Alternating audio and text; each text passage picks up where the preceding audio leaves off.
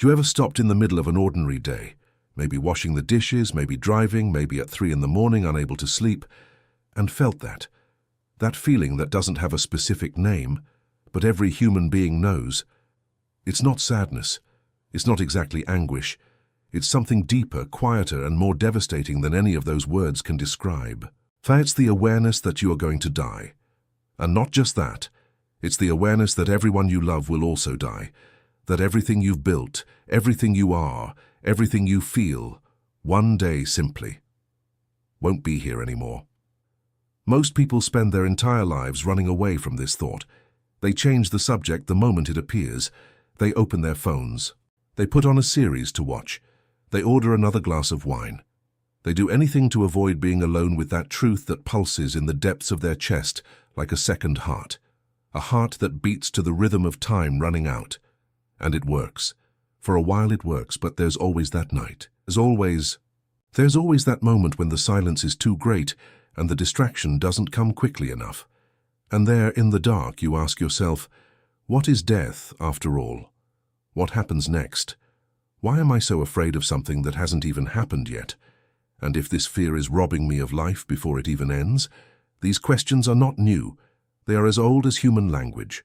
Philosophers, poets, priests and scientists have spent millennia trying to answer them, and most of the answers, be honest with yourself, have never been enough. But there was one man, a man who lived in the 17th century in a grey and foggy Amsterdam, a man who was expelled from his own community with one of the most violent curses ever recorded in religious history. So a man who spent the last years of his life polishing lenses in a small room, breathing in the glass dust that slowly destroyed his lungs, and yet never showed the slightest sign of terror in the face of the approaching death. That man was Baruch de Spinoza, and he had an answer that doesn't ask you to believe in anything, that doesn't require faith, ritual, or belonging to any tradition. An answer built with the same coldness and precision of a mathematical theorem, and that, for that reason, is more subversive and liberating than anything any religion has ever promised. Spinoza said something that, the first time you hear it, seems too simple to be true. The free man thinks of nothing less than of death, and his wisdom is a meditation not on death, but on life. One sentence, 20-some words, but behind them lies an entire philosophical system, a universe of thought built over decades of exile, solitude, and contemplation that has the power to completely transform the way you perceive the time you have left. Not because it will convince you that death doesn't exist, not because it will promise you a paradise on the other side, not because it will anesthetize the pain or gild reality with beautiful words, but because it will show you that the fear of death, this fear that drains the energy from your days and poisons your most precious moments, this fear is not a truth about reality. It's an illusion, a philosophical confusion, a perceptual error so deep that it has passed for truth for centuries. And Spinoza, with the patience of someone who has spent a lifetime polishing surfaces until they are perfect, will show you exactly where the error lies. What you will find throughout the next blocks is not a lecture. It's not a summary of a philosophy manual.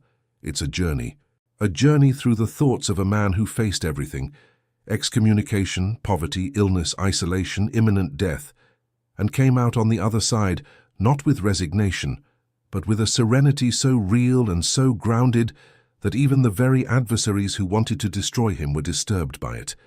You will understand what Spinoza meant when he said that God and nature are the same thing, and why this changes absolutely everything about what it means to exist and to disappear. You will discover what he called subspecies eternitatis, under the aspect of eternity, and how this perspective can remove the fear of death without needing to lie about what death is. You will learn the story of a man who chose poverty and exile to think freely, and who, at the moment of his own death, with his lungs destroyed by glass dust, maintained in his eyes the same calm clarity of someone who has resolved, once and for all, the most frightening question of human existence. And perhaps, just perhaps, when you reach the end of this story, something inside you will be different, not because someone convinced you of anything, but because you saw up close how it is possible to look at death without blinking, and realized that this is not indifference, it's not feigned courage, It's not denial. It's the most radical way of being alive that exists. Welcome to Spinoza's philosophy on death. Let's start from the beginning. Amsterdam, 1656. The city awoke to the smell of salted fish and wet wood.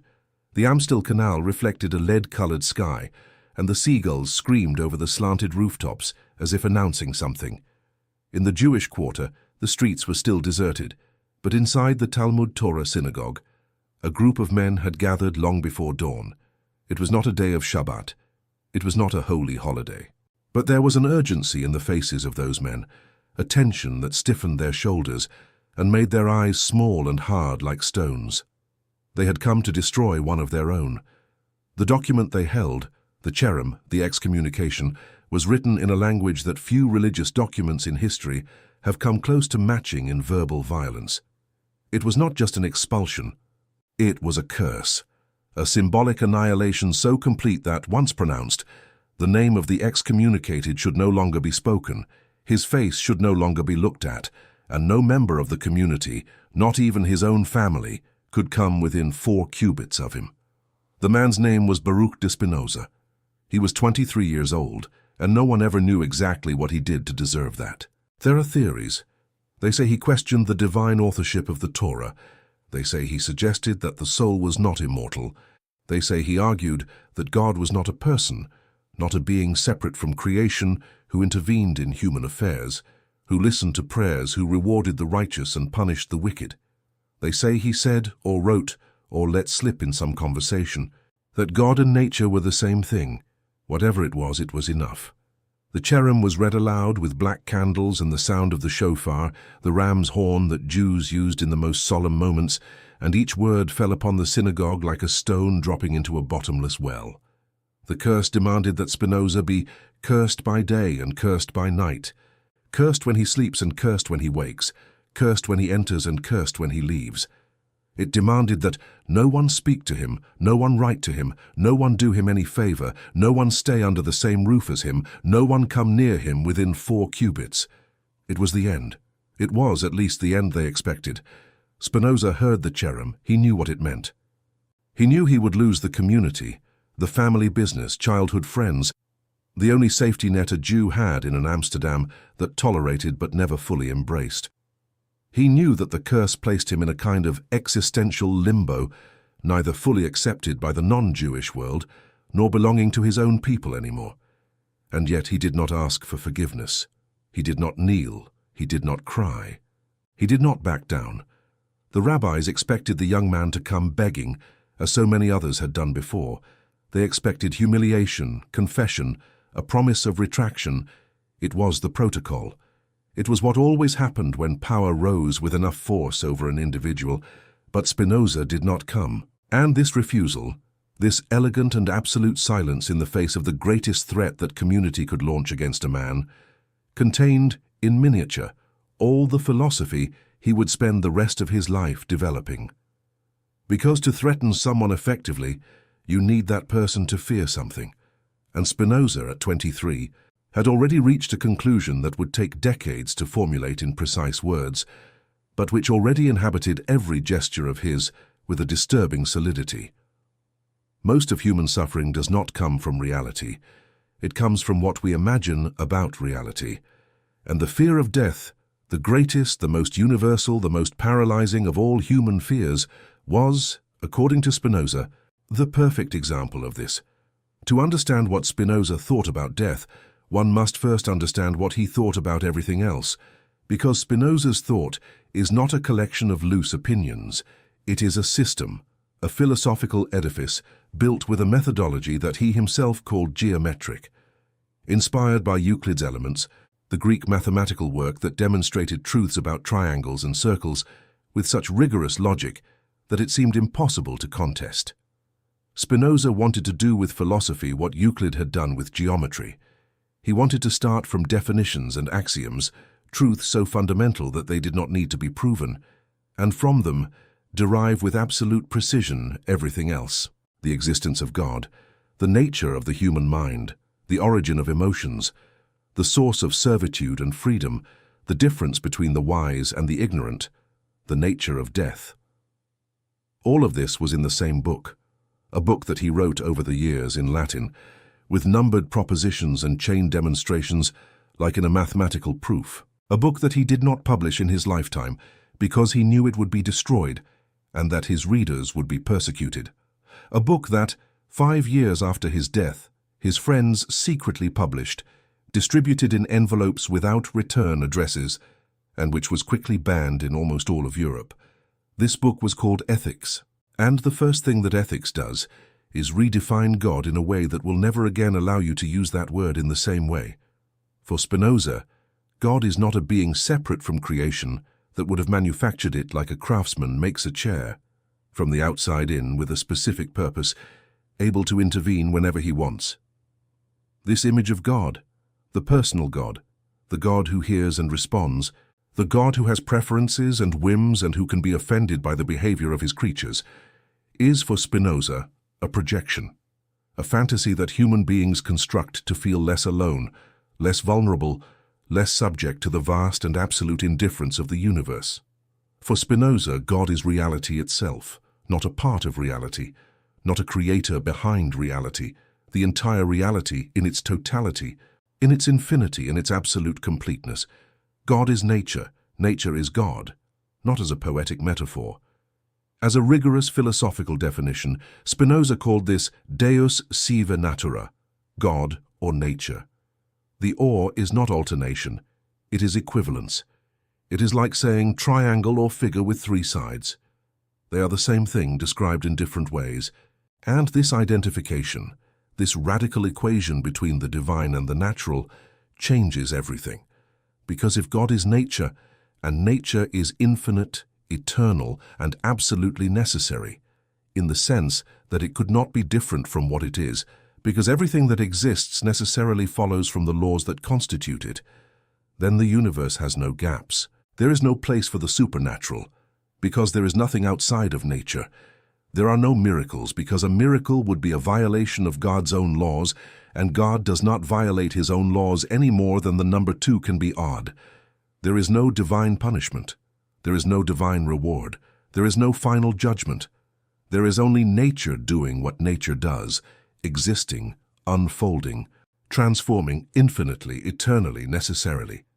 And we, each one of us, every human being with their fears and hopes and loves and losses, are part of this, not separate creations of God, not temporary visitors in a world that belongs to another.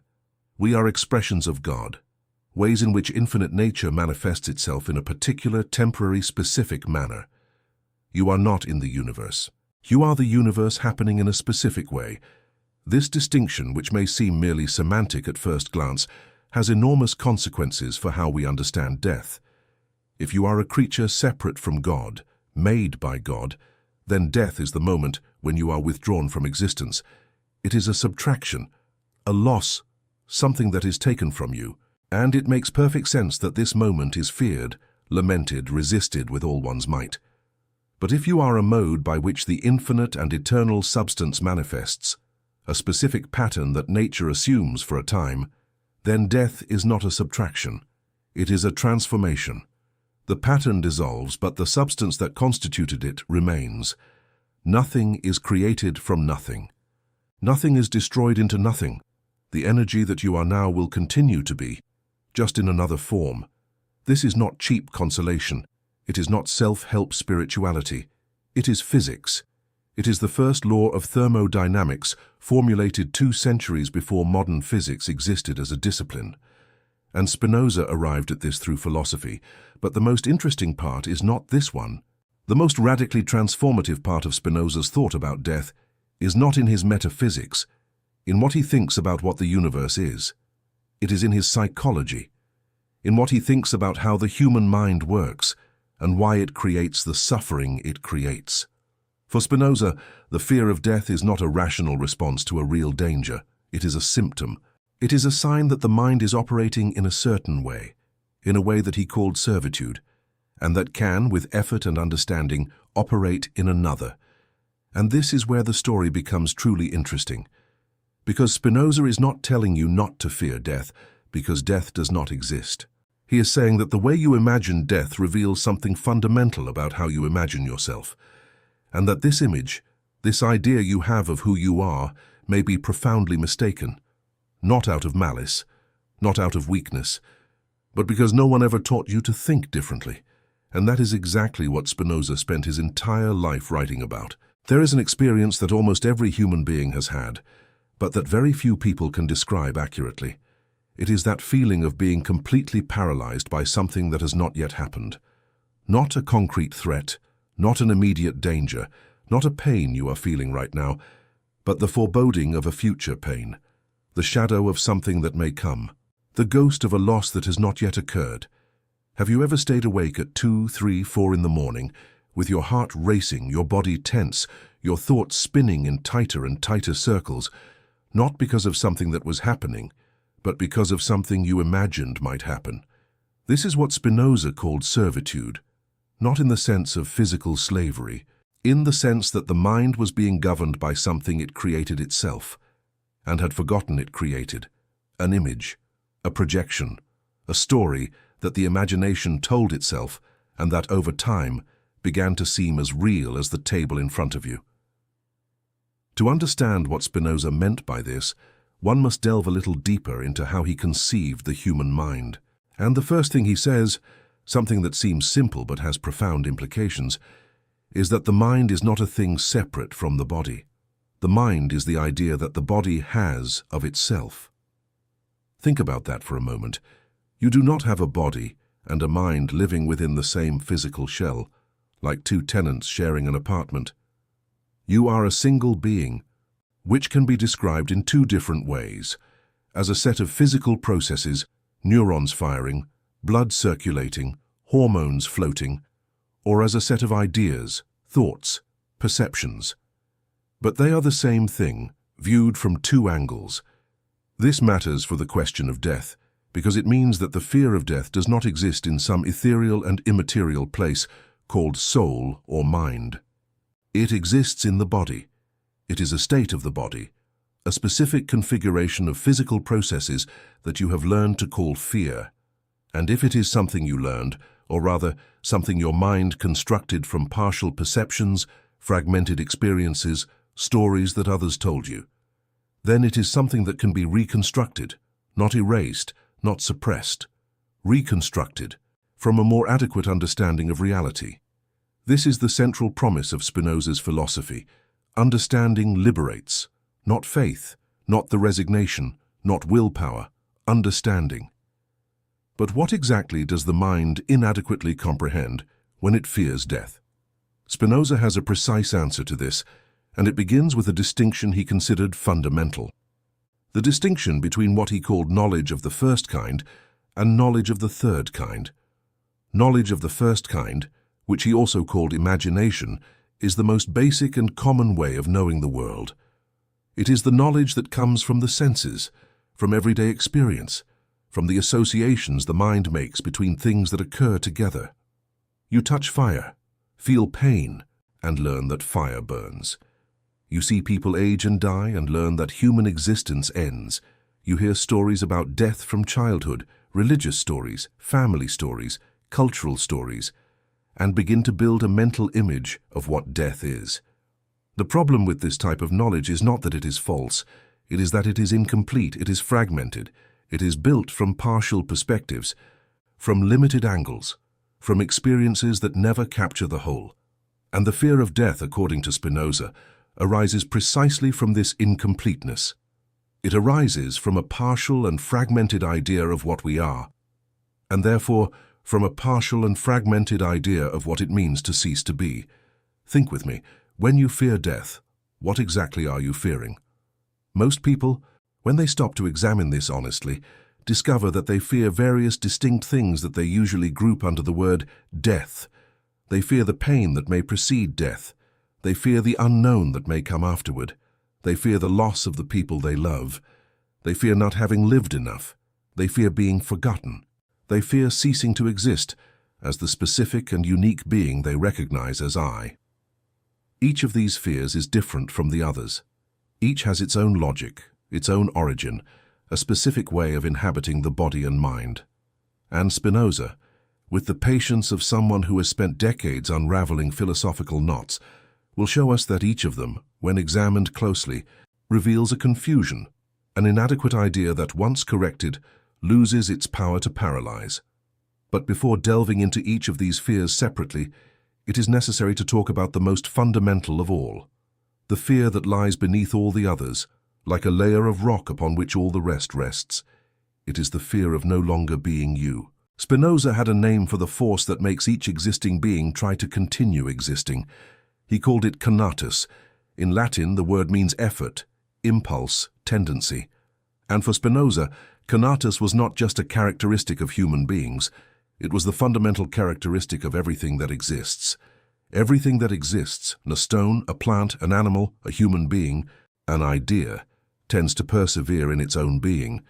It tends to continue being what it is. Not because it consciously chooses, not because it has a goal or a desire in the sense we give to that word, but because it is the very nature of any existing being to resist that which threatens its existence. Conatus is physics before it is psychology. It is the most fundamental description of how any existing system behaves, and in human beings it manifests as the desire to continue living, to continue being who one is, to continue experiencing, loving, thinking, feeling. There is nothing wrong with that. Conatus is not a weakness. It is the expression of nature in each particular being. It is God, the infinite nature, manifesting in the form of each thing that exists and wanting to continue existing. The problem is not in Conatus. The problem is in what the imaginative mind, the knowledge of the first kind, partial and fragmented, does with it. Because the imaginative mind looks at Conatus, at this impulse to continue being, and builds a narrative around it. A narrative that says, I am this specific body, this specific set of memories and habits and preferences and relationships, and when this body dies, I will cease to exist. Therefore, death is the destruction of everything that I am. And it is here, says Spinoza, that the error lies. Not the error of recognizing that the body will die. That is factual, real, inevitable. The error lies in the absolute and exclusive identification between what you are and this specific body, this specific pattern, this temporary configuration of matter and energy that you have learned to call I. For Spinoza, you are much more than that. Not in the spiritualist sense that you have an immortal soul that survives the body and goes to some better place. Spinoza is not selling you a paradise. He is showing you something more radical and in a way more dizzying than any paradise could ever be. You are a mode of infinite substance. You are one of the ways in which nature, God, expresses itself in a particular, temporary, singular manner. You are the universe knowing itself through a specific perspective. You are the infinite experiencing itself in a finite way.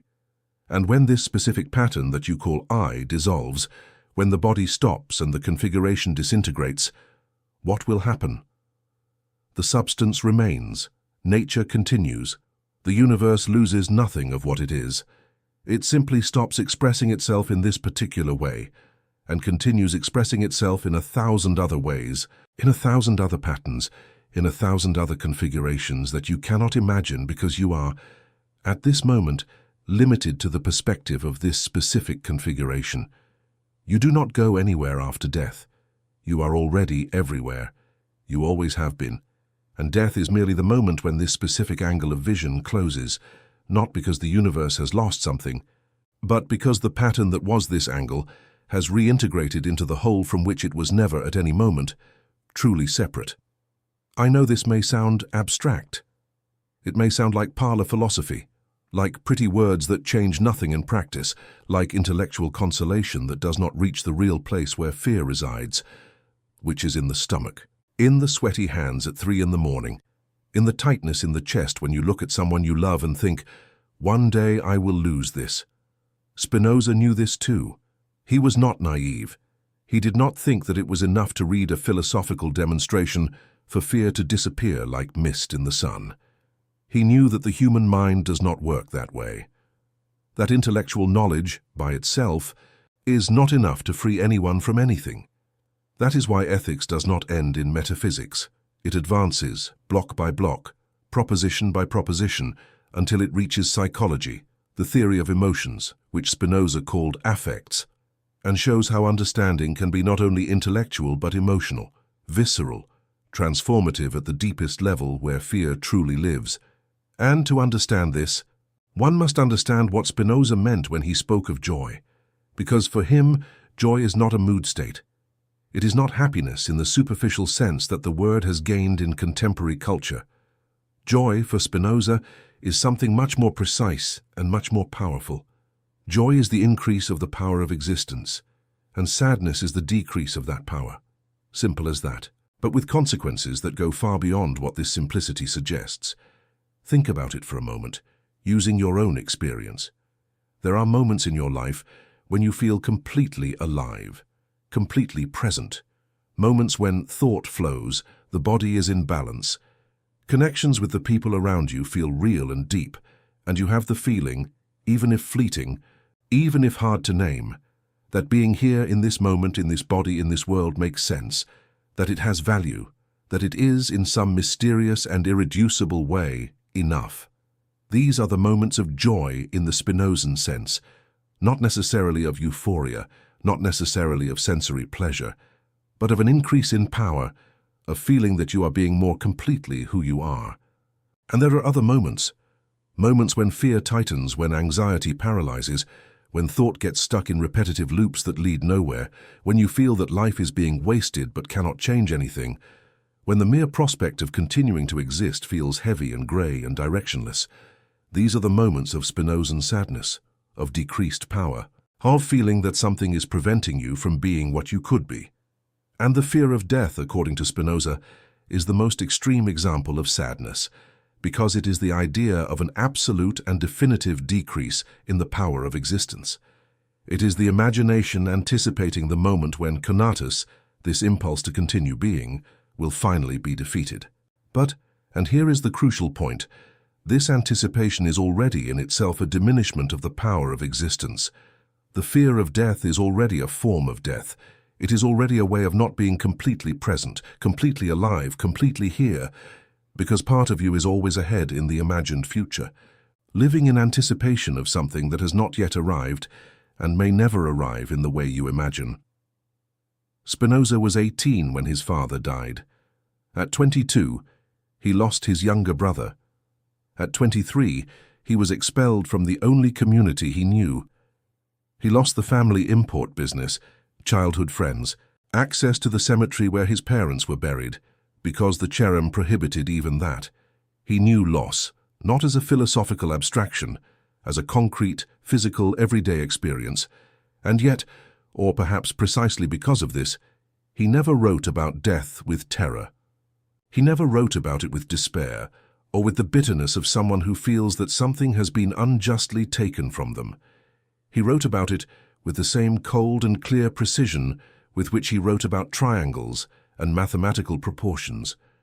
Not because he was insensitive, not because he was cold or distant or incapable of feeling, but because he had come to a conclusion that completely transformed the relationship with loss and death, and that went beyond any consolation that any religion or previous philosophy had offered.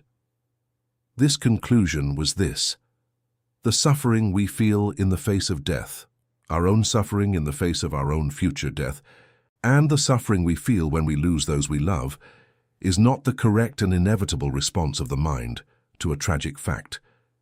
It is the response of a mind that does not yet know itself sufficiently, that has not yet understood what it itself is, and a mind that knows itself adequately, that understands its own nature, its place in the universe, the relationship between what is temporary and what is eternal, still feels, still loves, still loses, but is not destroyed by loss, is not paralyzed by the fear of what is to come, because it understands in a way that goes beyond words and penetrates the very structure of thought, that what it is has never been limited to what it imagined itself to be.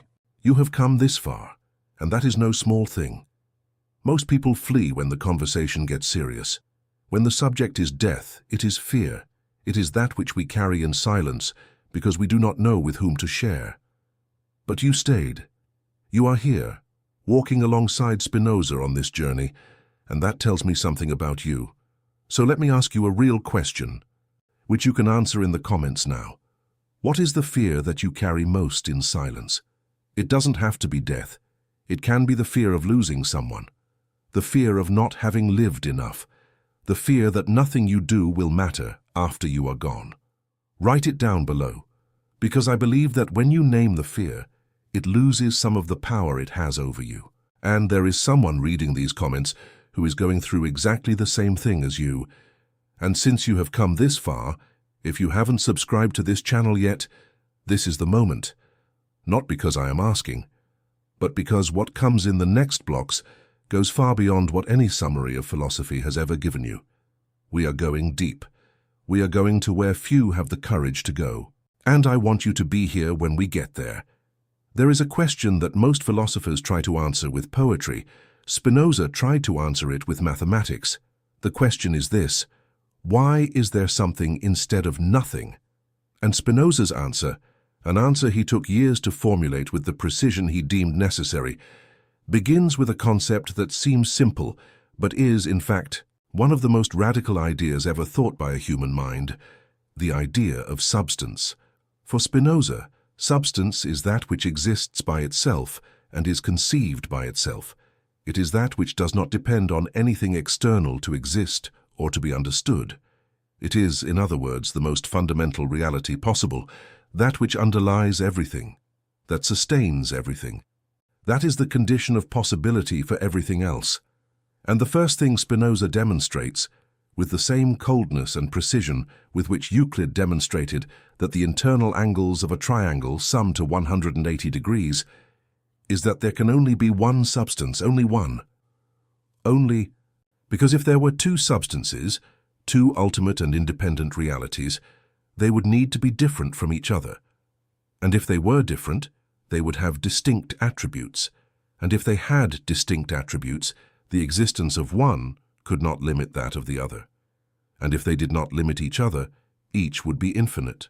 And if two things were both infinite, absolutely infinite in every possible sense, they would be the same thing, because there would be nothing in which they differed.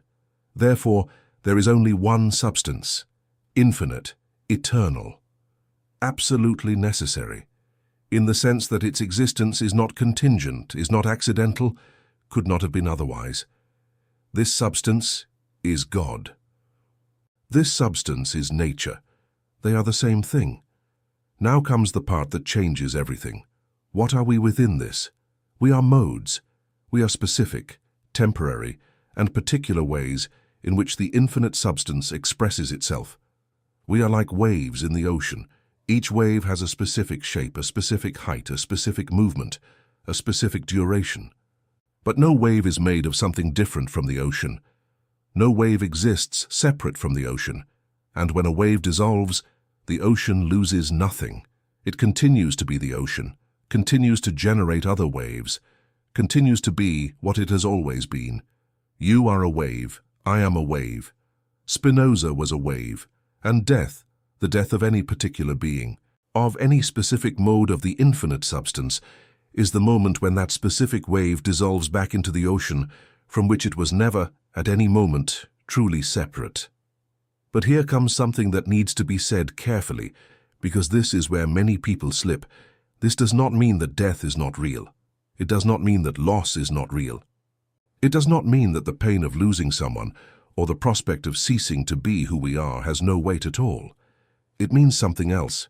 It means that the frame within which we see death, the frame of I separated from the world, who will be destroyed by death, is inadequate. It is a partial perspective that generates a suffering that, for the most part, does not correspond to what death really is. And Spinoza wants to offer a different perspective, not to deny death, to understand it in a way that allows us to continue living without the fear of it consuming life before it ends. To do this, he introduces one of the most vertiginous and beautiful concepts in the entire history of Western philosophy. Subspecies eternitatis, in Latin, under the aspect of eternity. Spinoza used this expression to describe a specific way of seeing things, not through the filter of time, not as sequences of events that follow one another in the past, present, future order, but as if seeing from outside of time. as if seeing the totality of a being, not just in the cross-section of the present moment, but in its complete totality, from its origin to its disappearance, all at once.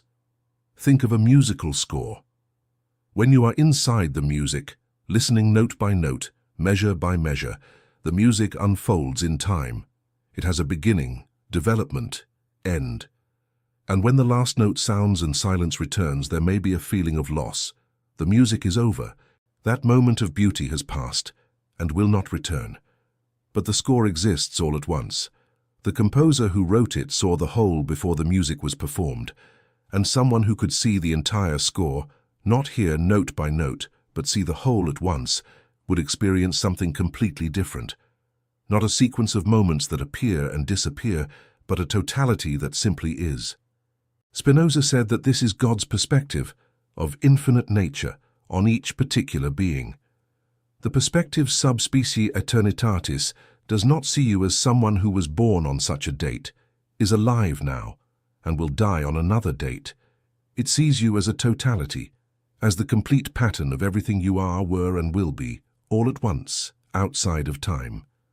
And in this perspective, death is not the end of something, it is simply the outline of a being, the limit that defines where this specific pattern ends and where the ocean begins again. But how does this help in practice? How can an abstract philosophical perspective on eternity make any difference to someone who is afraid of dying at 3 in the morning? Spinoza has an answer for that too, and it is surprisingly concrete. He says that the more the mind understands things sub specie eternitatis, the more it experiences joy, the more it increases its power to exist, the more it feels, not just thinks, but effectively feels at the level of affections, at the visceral level where emotions truly live, that it participates in something greater than any temporary configuration could contain. And this is not a dry intellectual effort. It is not a cold and distant meditation from reality. It is exactly the opposite. It is the kind of experience that people tend to have in moments of greatest presence, in front of a breathtaking sunset, in the midst of a deep conversation, listening to a song that seems to have been made specifically for a part of you that has no name, holding someone's hand at the exact moment when both know, without needing words, that that instant is real and worth everything. In those moments, time stops, not literally. Clocks keep ticking, neurons keep firing, the earth keeps spinning. But the awareness of the passage of time, the sense that each moment is being consumed and will not return, the fear that this will end, that stops. In those moments, you are simply here, completely here. And here is enough. Spinoza would say that in those moments you are having, albeit briefly and not entirely consciously, an experience subspecies eternitatis, an experience in which the boundary between you and the world becomes less rigid, less frightening, and you touch, even if for an instant, the dimension of your being that is not subject to time in the same way that the body is.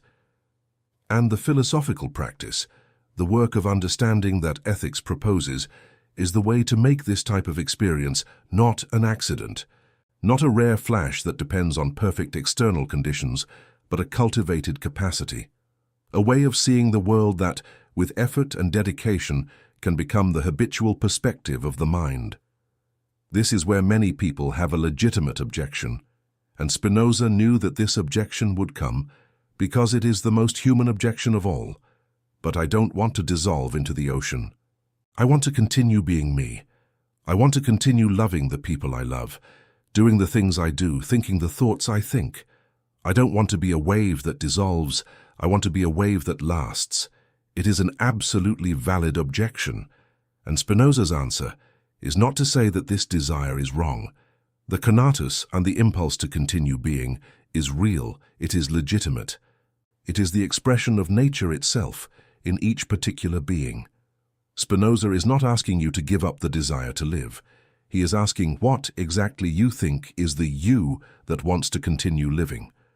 Because if the I that you want to preserve is just this specific set of memories, habits, preferences, and associations that you have built over the years, then death is already happening in slow motion all the time. The I from 5 years ago no longer exists. The I from 10 years ago is even further away, has different ideas, feels differently, would hardly recognize itself in today's mirror. The I from when you were a child is almost a stranger. If the I that you want to preserve is already in constant transformation, is already being continuously replaced by slightly different versions of itself, then what exactly are you trying to protect from death? Spinoza does not ask this question to paralyze. He asks it to liberate, because when you really stop to examine what this I is that fears losing so much, what you find is something much more fluid, much more dynamic, much more connected to the rest of reality than the image you had before. And in that fluidity, in that dynamic, in that connection, there is something that cannot be destroyed because it was never completely separate. Spinoza took many years to write Ethics. He started in the mid-1660s and completed it around 1675. But he never published it during his lifetime. He knew he would be destroyed, the book and possibly himself. That is why he lived as he did, in rented rooms from people who sympathized with his ideas, polishing lenses to pay the bills, refusing salaries, refusing university chairs that were offered to him, refusing anything that could compromise his ability to think and write freely. When the Prince of Condé, one of the most powerful men in Europe at the time, sent an emissary to invite Spinoza to visit his military camp and receive a generous pension, Spinoza went, not out of ambition, but out of philosophical curiosity, because he wanted to understand power up close, but he refused the pension. When Heidelberg University offered him a chair in philosophy, on the condition that he would not teach anything that could disturb the established religion, Spinoza refused, not in anger, with politeness and firmness. He explained in a surviving letter that he could not know where the limit of what could disturb religion would be, and that therefore he preferred to continue living as he lived, with less money and more freedom. This constant refusal of wealth, power, recognition was not religious asceticism. It was not disdain for the world. It was something much more specific. It was the practical application of the philosophy he was developing. It was the demonstration that a mind that adequately understands its own nature does not need these things to feel whole, not because material things are bad, but because the power to exist does not depend on them in the way most people imagine. And when he began to get sick, when the glass dust he inhaled daily while polishing lenses began to progressively destroy his lungs, he continued. He kept polishing, kept writing, kept receiving friends who came to visit him for long philosophical conversations. He kept living, not despite the approaching death, not ignoring the approaching death, but with an understanding of death that allowed him not to be governed by it, and to use every moment that remained to do the only work he considered truly important, to think clearly, to write honestly, to contribute in some way to the human mind's ability to understand itself. This is what Spinoza called a free life. Not the life of someone who has everything, not the life of someone who does not suffer, not the life of someone who will not die, the life of someone who understood well enough what it is to not be destroyed by the fear of what it will cease to be. And this is what ethics, read with attention and with the willingness to let its ideas truly settle, can offer to anyone who approaches it with honesty. Not immortality, not paradise, not the guarantee that everything will be fine.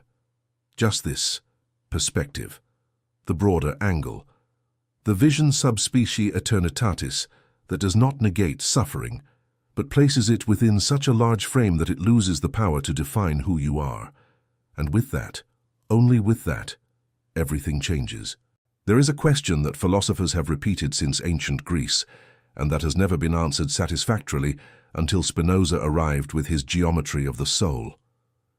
Why do people do what they know they shouldn't do? Why does the smoker who knows the risks keep smoking? Why does the person who knows that a certain relationship is destructive stay in it? Why does the human being who intellectually understands that the fear of death is irrational, who recognizes the logic of the arguments, who agrees with the premises, who has no theoretical objection to the conclusions, still wake up at 3 in the morning with a racing heart and spiraling thoughts? The Greek philosophers had a word for this phenomenon, akrasia, weakness of will. The peculiar human capacity to know the good and do the bad, to understand the theory and fail in practice, Plato believed that acrasia happened because the rational part of the soul was temporarily dominated by the appetitive and irascible parts, the parts that wanted pleasure and felt fear and anger. The remedy for Plato was to strengthen reason through philosophical education so that it could govern the other parts more effectively. Aristotle had a slightly different view, but reached a similar conclusion. The cultivation of virtues, practical habits of rational behavior, was the way to align what reason knew with what the person actually did. But Spinoza rejected this framework entirely. And the reason he rejected it is one of the most original and enduring contributions of his thought, something that modern psychology, with Freud, with James, with the neuroscientists of the 20th and 21st centuries, would continue to rediscover in slightly different ways over the next 3 centuries. For Spinoza, reason is not a separated faculty that struggles against emotions for control of human behavior. Reason and emotions are not two horses pulling in opposite directions, with will as the coachman trying to keep both under control. They are the same thing, viewed from different angles. Spinoza referred to emotions as affects, and for him, affects were not irrational disturbances that hindered clear thinking. They were forms of knowledge, inadequate, partial, limited forms of knowledge, but forms of knowledge nonetheless. When you feel fear, you are, in a certain way, knowing something about the world, that there is a threat. The problem is not with fear as such. It lies in the fact that fear, like any effect based on first-order knowledge, on imaginative, partial and fragmented knowledge, knows the threat incompletely. It amplifies some aspects, ignores others, and creates a response that is calibrated not to the reality of the threat, but to the image that the mind has constructed of it. The fear of death is the perfect example of this.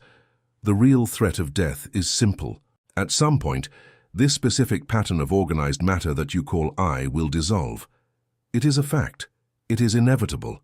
It is neutral, in the sense that nature has no preferences about when or how this happens. But what the fear of death does with this simple fact is extraordinary. It takes this fact and amplifies it, projects it into the future, wraps it in narratives about what will be lost, about the pain that may precede it, about the unknown that may come afterward, about the loved ones who will suffer, about the things left undone, about the time that is passing now while you read this, and creates a cognitive and emotional monster that is much larger, much more paralyzing and much more destructive than the simple reality that lies at its origin. And this monster, built by imagination, fed by cultural stories about death, reinforced by every avoided conversation and every interrupted thought, is what governs the lives of most people. Not death itself, the image of death. For Spinoza, the distinction between active affects and passive affects was fundamental. A passive affect is an emotional state that happens to you, that you did not choose, that you do not fully understand, and of which you are therefore to some extent a slave. The fear of death, as most people experience it, is a passive affect. It arrives uninvited, dominates thought without asking for permission, and leaves when it pleases, leaving you with the feeling that you were swept away by a current you could not control. An active affect is an emotional state that emerges from your own nature, from your understanding, from your power to exist in its fullest form. It is not that you chose to feel a certain way arbitrarily.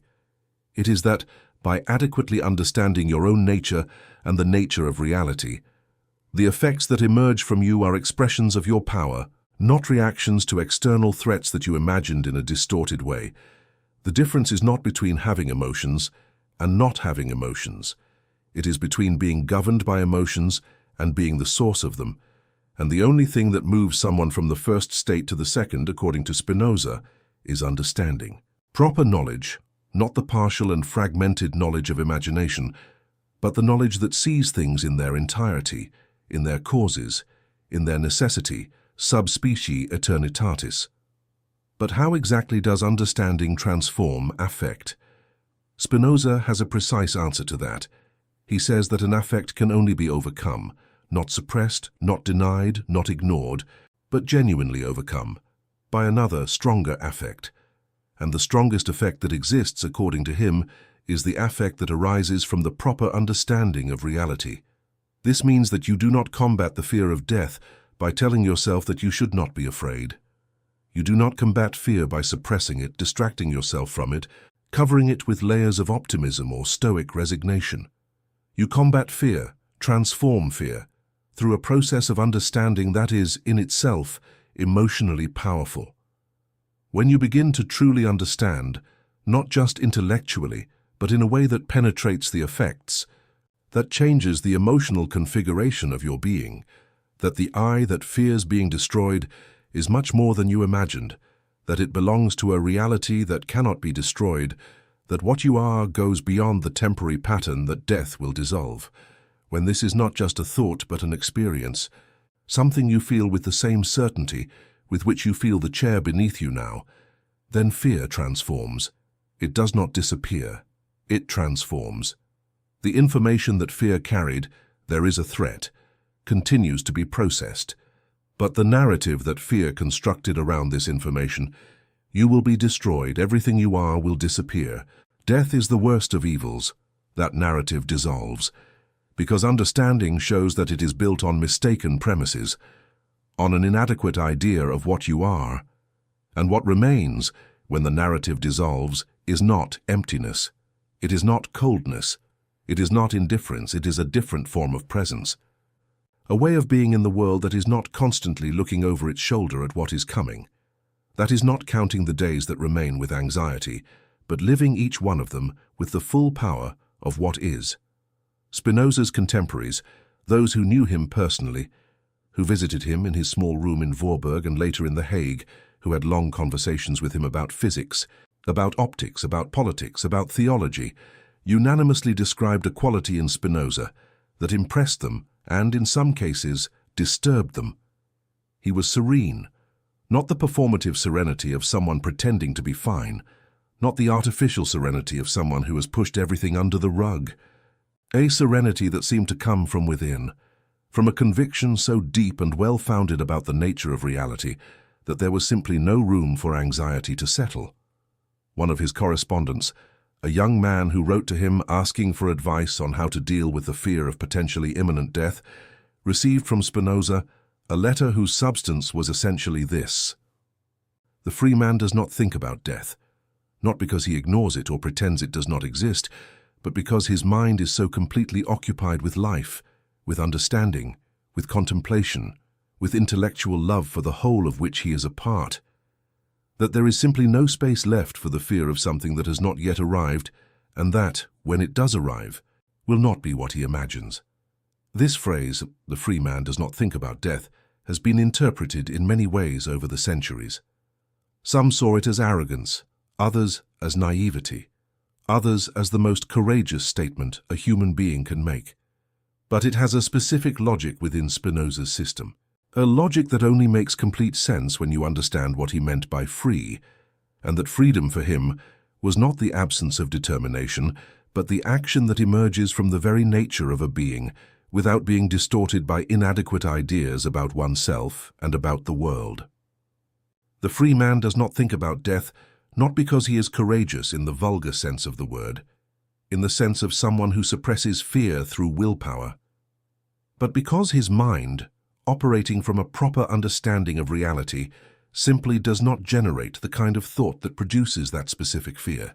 Not because he has forgotten that he will die, because he has truly understood what that means, and discovered that it means something much less terrible than the imagination proposed. There is a mental experiment you can do now, while reading this. Think of the thing you fear losing the most when you die. It could be a person. It could be an experience. It could simply be the awareness of being here, of perceiving the world, of feeling. Now think about why that thing has value for you. Probably, if you examine honestly, the value is not just in the object itself. It is in the relationship, in the connection, in the fact that that thing resonates with something that you are, that touches a part of you that recognizes in it something real and important and worthy of being preserved. This capacity for resonance, to recognize value, to connect, to love, is not a biological accident. For Spinoza, it is the most direct expression of God, of infinite nature, operating through you. It is the universe recognizing itself in its own manifestations. It is the infinite substance experiencing its own infinity through the finite modes that express it. And this capacity, this connection, this recognition, is not something that the death can destroy, because it never exclusively belonged to this specific pattern that you call I. It always belonged to the whole. It has always been the whole expressing itself in a particular way. The particular goes, the whole remains. And you who are reading this now, who are feeling something with these words, who are recognizing in Spinoza something that you may have already known in some way, without having the words to say, you are both. You are the particular that goes, and you are the whole that remains, both at the same time, without contradiction, without paradox, just reality, showing its two sides at the same time. There is a romanticized version of exile that Western culture loves to tell. In this version, the misunderstood genius is expelled by ignorant and petty society, wanders alone through the desert of misunderstanding, suffers nobly, and produces, in this purifying suffering, the masterpiece that the world did not deserve at the time, but that posterity will recognize as genius. Spinoza did not live this version. His version was quieter, more everyday, and in a way much more disturbing for those who would like to turn it into a heroic narrative. When he left the Amsterdam synagogue with the cherem at his heels, Spinoza did not go to the desert. He did not wander through Europe in search of sympathetic patrons. He did not write desperate letters asking for understanding. He moved to a simple house on the outskirts of Amsterdam, Rijnsburg, a small town of farmers and cobblers, and began to polish lenses. Polishing lenses was a mechanical, repetitive job that required attention but not creativity. Spinoza chose it precisely for that reason. He did not need much mental space. He left most of his attention free for the only work that truly mattered, thinking. The neighbors of Rijnsburg knew him as a quiet, polite man who rarely left home and never caused trouble. They did not know what he was writing. They would not know what to do with it if they did. Spinoza did not expect them to know. He was not building an audience. He was building a system. But let's return to exile and what it means within the philosophy that Spinoza was developing. For most people, the loss of community would be devastating. We are social animals in a much deeper sense than the phrase usually suggests. Our identity is built largely through the mirror that others offer us. We know who we are because other people treat us as someone specific, with a name, with a history, with a place within a network of relationships. When that network dissolves, when the mirror is taken away, many people collapse because they realize with terror that the image they had of themselves depended entirely on that mirror to exist. Spinoza lost the mirror. He lost the community, the name within it, the place, the network of relationships. He was left, in a way, without the external support that most people unconsciously use to build and maintain their identity. And what he discovered, upon losing all this, was something that his philosophy would later formulate with geometric precision. That real identity, what you genuinely are, does not depend on the external mirror. That the I that exists only while others confirm it is exactly the kind of I that the fear of death threatens, because it is an I that depends on external conditions to exist, and therefore can be destroyed by external conditions, including death. But there is another way to be an I, a way that does not depend on external confirmation to sustain itself, a way that emerges from understanding oneself as a mode of an infinite substance, as an expression of a reality that cannot be destroyed. This type of identity, the identity that Spinoza would call free, does not need the mirror of others to confirm itself, not because it is self-sufficient in an egocentric sense, in the sense of not needing anyone, but because its foundation is not in others' approval, in belonging to a group, in position within a social hierarchy. Its foundation is in understanding, and understanding cannot be excommunicated. It cannot be expelled. It cannot be destroyed by a decree from furious rabbis, or by a lung progressively destroyed by glass dust. Spinoza took this logic to its practical ultimate consequences in a way that is still difficult to find in any other philosopher today. He did not just think about freedom as a concept. He practiced it as a way of life, with a consistency that borders on disturbing for those who are used to the comfortable distance between theory and practice. He refused money when money threatened his independence. He refused fame when fame would have required compromises with what he thought. He refused protection when protection would have cornered his thought within limits that were not his. One of the most revealing stories about Spinoza, recounted by several of his biographers from testimonies of people who knew him, is about how he dealt with the debates that sometimes arose when friends or adversaries visited him to discuss his ideas. Spinoza loved to debate. He was a capable speaker and a generous interlocutor, not the type of philosopher who uses debate to destroy the opponent and prove his own superiority, but the type who genuinely cared about the other's thought and who saw debate as a form of collaboration in search of truth. But there was one type of argument to which he never yielded, not the better-founded argument. To that, he yielded immediately, without the slightest wounded pride. But the argument of authority, the you should think this way because the great sages think this way, the you cannot say that because it contradicts what is written. To those arguments, Spinoza simply did not yield, not with anger, not with arrogance, with the same unshakable calm of someone who has already resolved, once and for all, the question of what the legitimate source of knowledge is, and that is rational understanding, not the authority of tradition. This has everything to do with death.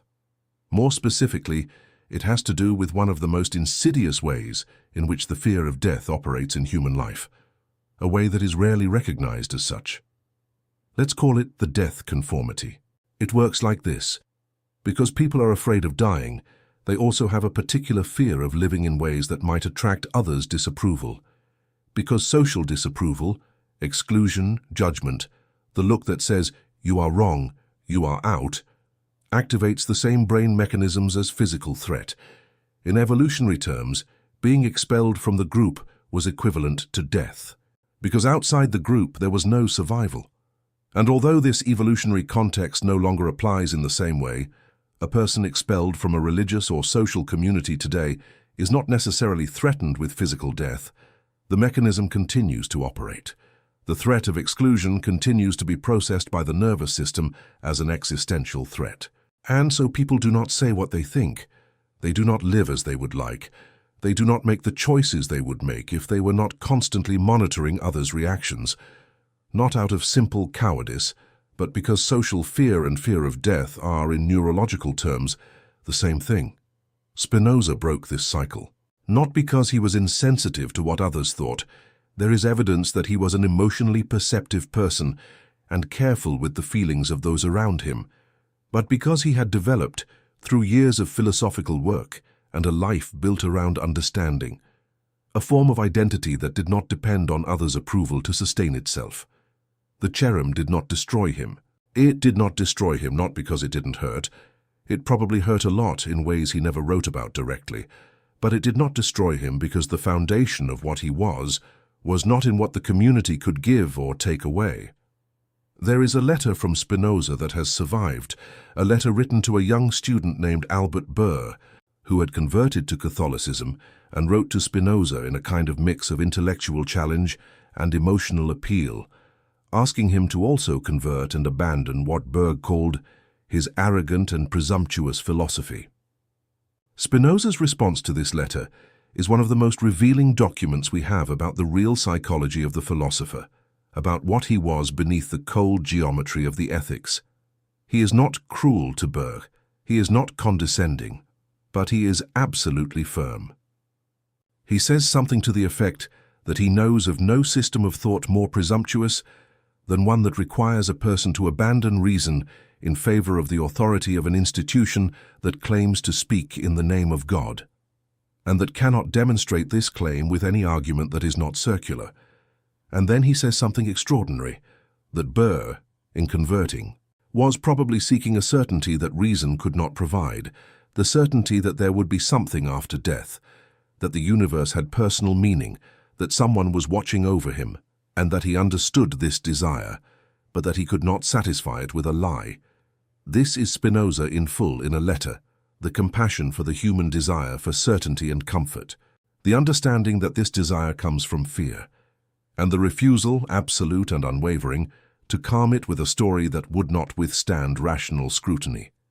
Because for Spinoza, true comfort, the only comfort that does not leave a bitter residue of doubt, that does not depend on you ever asking the right questions, that does not require you to maintain a kind of voluntary ignorance to keep functioning, is the comfort that comes from understanding, not from faith, not from hope in an afterlife, not from the certainty that someone is in charge and will take care of you, from the understanding that you are part of something that never began and will never end, that the universe owes you nothing and denies you nothing, that death is neither a punishment nor an injustice.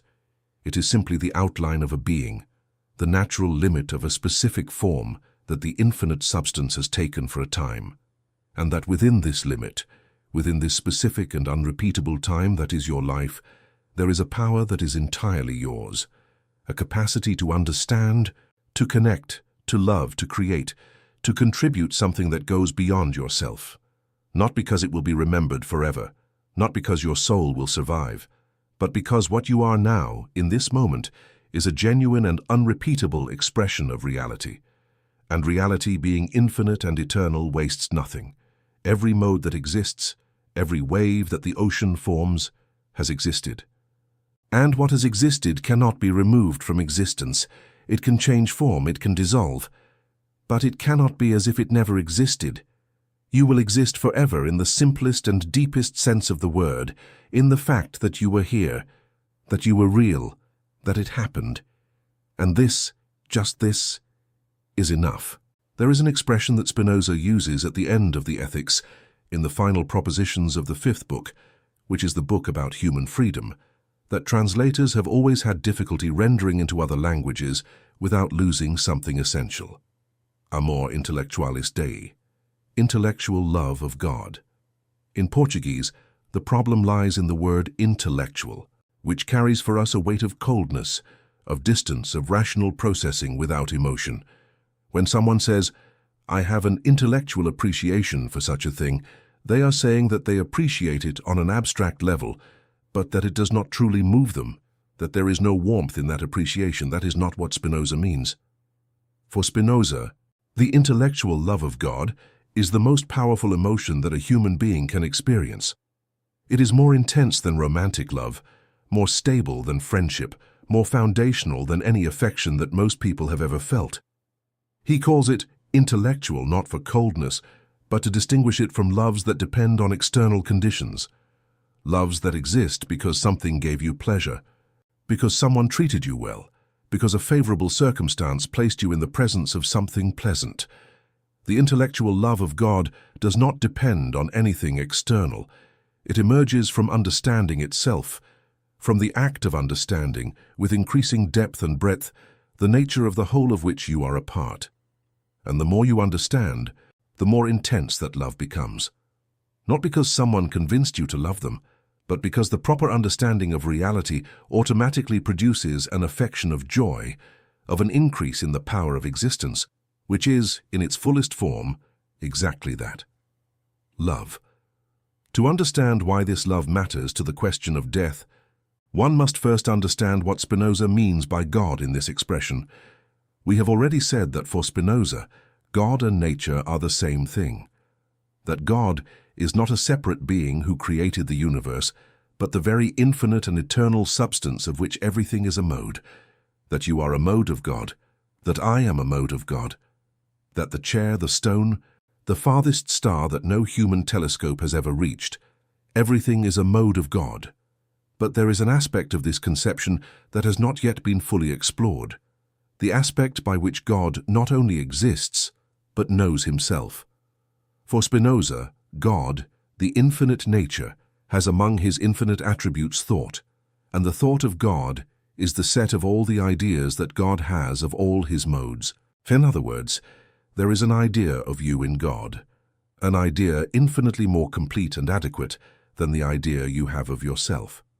An idea that sees you subspecies eternitatis in the totality of what you are, without the distortions and incompleteness of imaginative knowledge. And part of the intellectual love of God, part of what Spinoza is describing when he uses this expression, is exactly this. It is the moment when the idea you have of yourself begins to approach the idea that God has of you. When your partial and fragmented perspective begins to be expanded by understanding, and you start to see yourself not just as this temporary pattern, but as the eternal mode that this temporary pattern is. This is not mysticism. It is not a magical experience that happens to special people at rare moments. It is the natural result of a process of understanding that any human mind can traverse, with effort, with dedication, with the willingness to challenge the inadequate ideas that have been inherited and that have never been truly examined. And the relationship of this love with death is this: the intellectual love of God, the experience of understanding oneself as an eternal mode of an infinite substance, is, by its very nature, an experience of eternity, not in the sense that you will live forever, but in the sense that, at the moment you experience this love, you are experiencing the dimension of your being that is eternal. You are on the inside of the ocean, not just in the wave. And from the perspective of the ocean, the wave dissolving is not a tragedy. It is nature doing what nature does. It is the infinite expressing itself in a particular way for a time, and then continuing to express itself in other ways. The intellectual love of God does not eliminate death, but it eliminates the power of death to destroy the experience of what you are now. Because what you are now, to the extent that the intellectual love reveals it, goes far beyond the temporary pattern that death will dissolve. There is an apparent paradox at the heart of Spinoza's philosophy on this point, and it is worth confronting it directly. On one hand, Spinoza says that the human mind has a dimension that is eternal, that when we understand things properly, when we know them subspecies eternitatis, this eternal part of the mind is active, and that this activity is not subject to time in the same way that bodily processes are. On the other hand, Spinoza is absolutely explicit that the human mind does not survive the body. There is no immortal soul that continues to exist after the body dies. When the body ceases, the mind ceases. How is it possible to hold both things at the same time? Spinoza's answer, an answer that has led most of his commentators to divide into different interpretations and that continues to be debated 3 centuries later, is something like this. Eternity is not infinite duration in time. It is not will exist forever. Eternity, in the technical sense that Spinoza uses, is to exist outside of time, to be the kind of thing that does not begin or end, not because it lasts for an infinitely long time, but simply because it is not the kind of thing about which it makes sense to ask when it begins and when it ends. Geometry is like this. It is not that the triangle will exist forever in the future. It is that the relationship between the internal angles of a triangle and the sum of 180 degrees is not in time. It is a truth that has no temporal address. It was true yesterday and true today. It is true in a sense that is outside the distinction yesterday, today, tomorrow.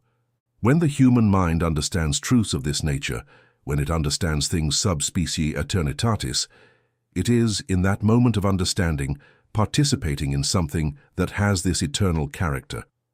Not because the moment of understanding lasts forever, but because what is understood and the act of understanding belong to a different order than the temporal order. And it is this participation, this touch on the eternal dimension of reality, that Spinoza calls blessedness, beatitude, happiness in the deepest sense. There is a story, probably apocryphal, but true in the sense that all good stories are.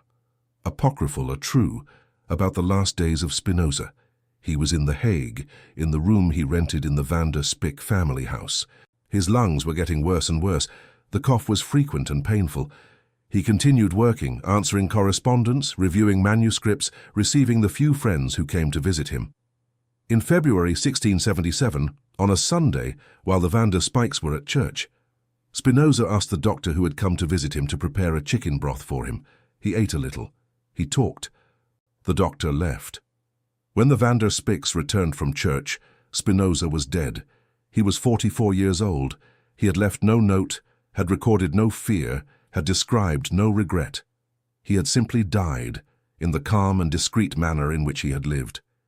As if death were for him just another thing happening in the world, as natural and as necessary as everything else.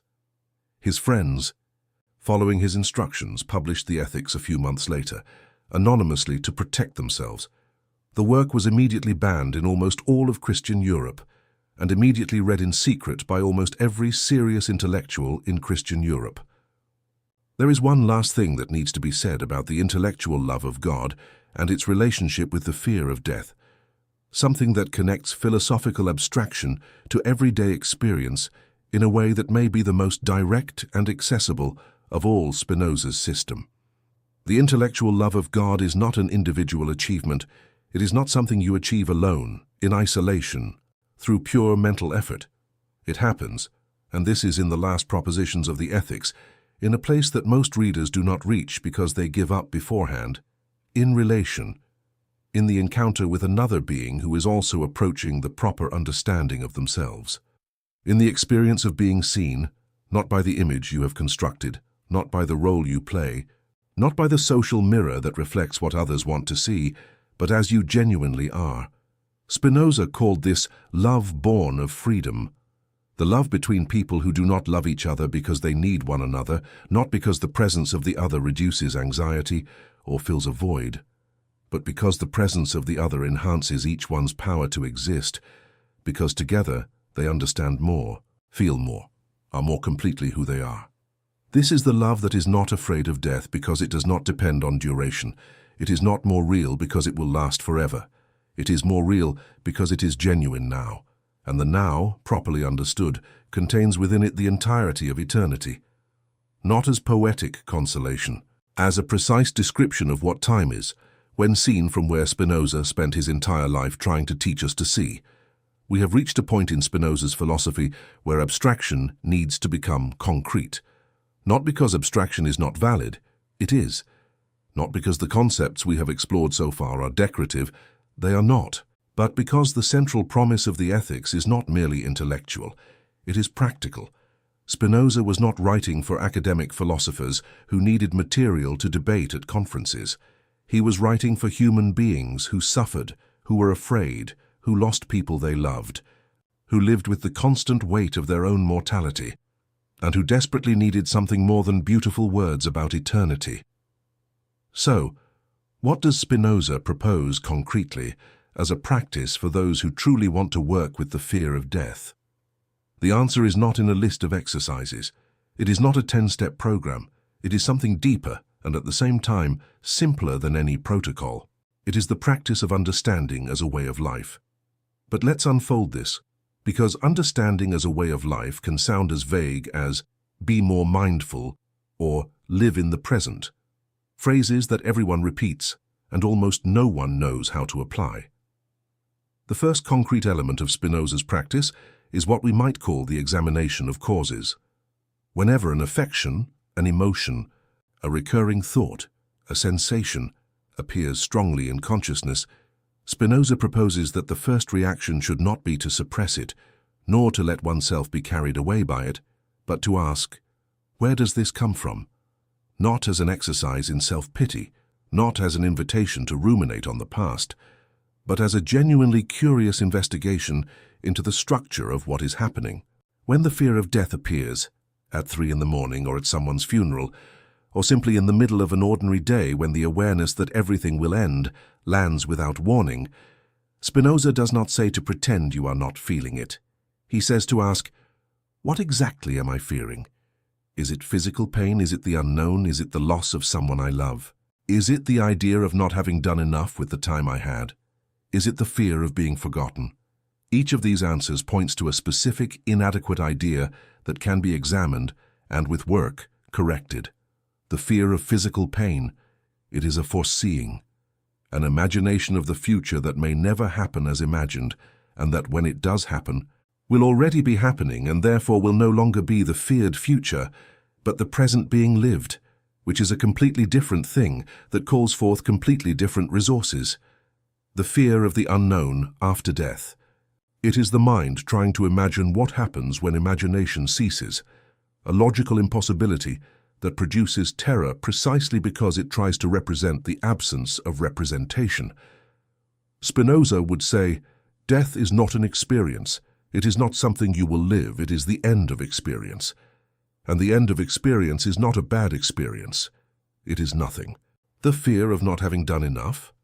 This is perhaps the most honest of all fears, and the only one that points to something that can still be changed now, because it is not about death, it is about life. It is about the Conatus feeling that its power is not being fully expressed. And the answer to this fear is not philosophy about eternity, it is action now. The second element is what Spinoza would call the expansion of knowledge, the deliberate movement from a partial perspective to a broader perspective. This has a very concrete correlate in modern cognitive psychology, which has confirmed in various ways what Spinoza had discovered through reason, that the nature of emotional suffering is often linked to a narrow perspective, an excessive focus on one aspect of reality at the expense of the whole. When you are completely consumed by the fear of death, your perspective narrows. The field of consciousness closes around what you fear, and everything else, everything that is real and present and valuable and genuine in the current moment, recedes to the periphery and becomes invisible. The Spinozan practice of expanding knowledge is the deliberate movement to widen this perspective, not pretending that fear does not exist, not replacing thoughts about death with another more pleasant thought, but placing fear within a larger context, the context of the totality of what you are, of what exists, of what is eternal in what seems merely temporal. In practice, this might look like the question, what else is real now beyond this fear? What exists in this moment that has value regardless of how long it will last? What would be happening if I were not completely absorbed by this thought? These are not escape questions. They are expansion questions. Questions that broaden the perspective to include more of reality than the passive affection, in its characteristic narrowing, is allowing in. The third element, and perhaps the most surprising coming from a philosopher often described as cold and rationalist, is the practice of love. Not necessarily romantic love, not love as a diffuse feeling of benevolence, but love as a specific way of relating to reality, the love that Spinoza describes in the intellectual love of God, which is the experience of being completely present with what is, of recognizing the value of what exists precisely as it exists, without the filter of anxiety about what could be different or about what will end. This has a very concrete application in everyday life. When you are with someone you love, and instead of being completely present with that person, you are thinking about how much time you have together, about how it will be when they are no longer here, about how you will survive that loss. You are not loving. You are suffering. You are suffering from the anticipation of a loss that has not yet happened. And in that suffering, you are wasting exactly what you so fear losing. The Spinozan practice would be to be here, with that person, now, completely, without the division between the present being lived and the future being feared. Not because the loss will not happen, but because the loss, when happening, it will be your own moment. And this moment here, this one now, is the only one that can be truly lived. This is not naivety. It is the most radical way to honor what is precious, to be truly present with it while it is here. There is an aspect of Spinoza's philosophy regarding the practice of freedom that is radically counterintuitive to most traditions of thought about death, and it deserves to be stated directly. Spinoza does not believe that thinking about death is useful. He does not think that regularly meditating on one's own mortality, as the Stoics recommended with memento mori, or as Buddhist traditions recommend with contemplations on impermanence, is the path to freedom. On the contrary, the famous phrase we have already quoted, "The free man does not think of death," is not an instruction to avoid the subject. It is a description of how the mind functions when it is operating properly. A mind that has adequately understood its own nature simply does not generate the kind of thought that is the fear of death. Just as a correctly solved equation does not generate the kind of error that arises from a mistaken premise, it is not that you decide not to think about death. It is that, when understanding is sufficiently deep, thinking about death ceases to have the terrifying content it has when it emerges from inadequate ideas about what you are. Death can be thought about. It can be contemplated. It can be part of a philosophical reflection on the nature of existence, as it is here in this text. But the kind of thinking about death that paralyzes, that corrodes, that consumes vital energy without producing any additional understanding, That kind of thinking only exists because the mind is still operating from mistaken premises about what the self is that death will destroy. Correct the premises. Thought transforms. There are people who have undergone the kind of transformation that Spinoza describes, not necessarily through reading the ethics, not necessarily through philosophy, and who describe the experience in a way that resonates deeply with what he is saying. People who have survived terminal illnesses and recovered. People who have faced their own death and returned. People who have lost someone so central in their lives that the loss seemed, for a time, to destroy the very possibility of continuing to exist, and who, somehow, on the other side of that destruction, found something they never expected to find. What they describe in those cases is a transformation of perspective, a sense that something that seemed absolutely fundamental, the continuity of the self as it was before, the maintenance of the conditions that made life bearable, has been destroyed. And that, in the silence after the destruction, they discovered that there was something that had not been destroyed, something that did not depend on external conditions to exist. Not necessarily the immortal soul in a religious sense, not necessarily the conviction that everything will be okay, but something simpler and more immediate. Consciousness, the ability to perceive, the experience of being here, in this moment, which does not need any guarantee of continuity to be completely real. Spinoza would say that these people had a moment of adequate knowledge, of seeing themselves for an instant subspecies eternitatis, and that this moment was enough to permanently transform their relationship with the fear of death. Because once you have seen, you cannot unsee, but there is an objection that, if not confronted directly, will linger in the air like an unresolved question. And it is an honest objection, deserving an honest answer. What if I never have that experience? What if I understand all of Spinoza's philosophy, agree with the propositions, follow the logic of the demonstrations, intellectually accept that I am a mode of an infinite substance and that the perspective subspecies eternitatis would be transformative, but never manage to move from the intellectual plane to the emotional plane? What if the fear continues even after all this? Spinoza does not promise that it will work for everyone. He is not a seller of illusions. He says, at the end of the ethics, in words that carry the weight of an honest confession from someone who has spent a lifetime working on this project, if the path I have shown for this seems very difficult, it can, however, be found, and surely it must be difficult what is so rarely found. For how could it happen if salvation were at hand and could be found without great effort, that almost everyone would neglect it? But all excellent things are as difficult as they are rare. It is not a consolation. It is an honesty. The work of understanding that Spinoza proposes is not easy. It is not quick. It is not a process that happens in an afternoon of reading or a week of meditation.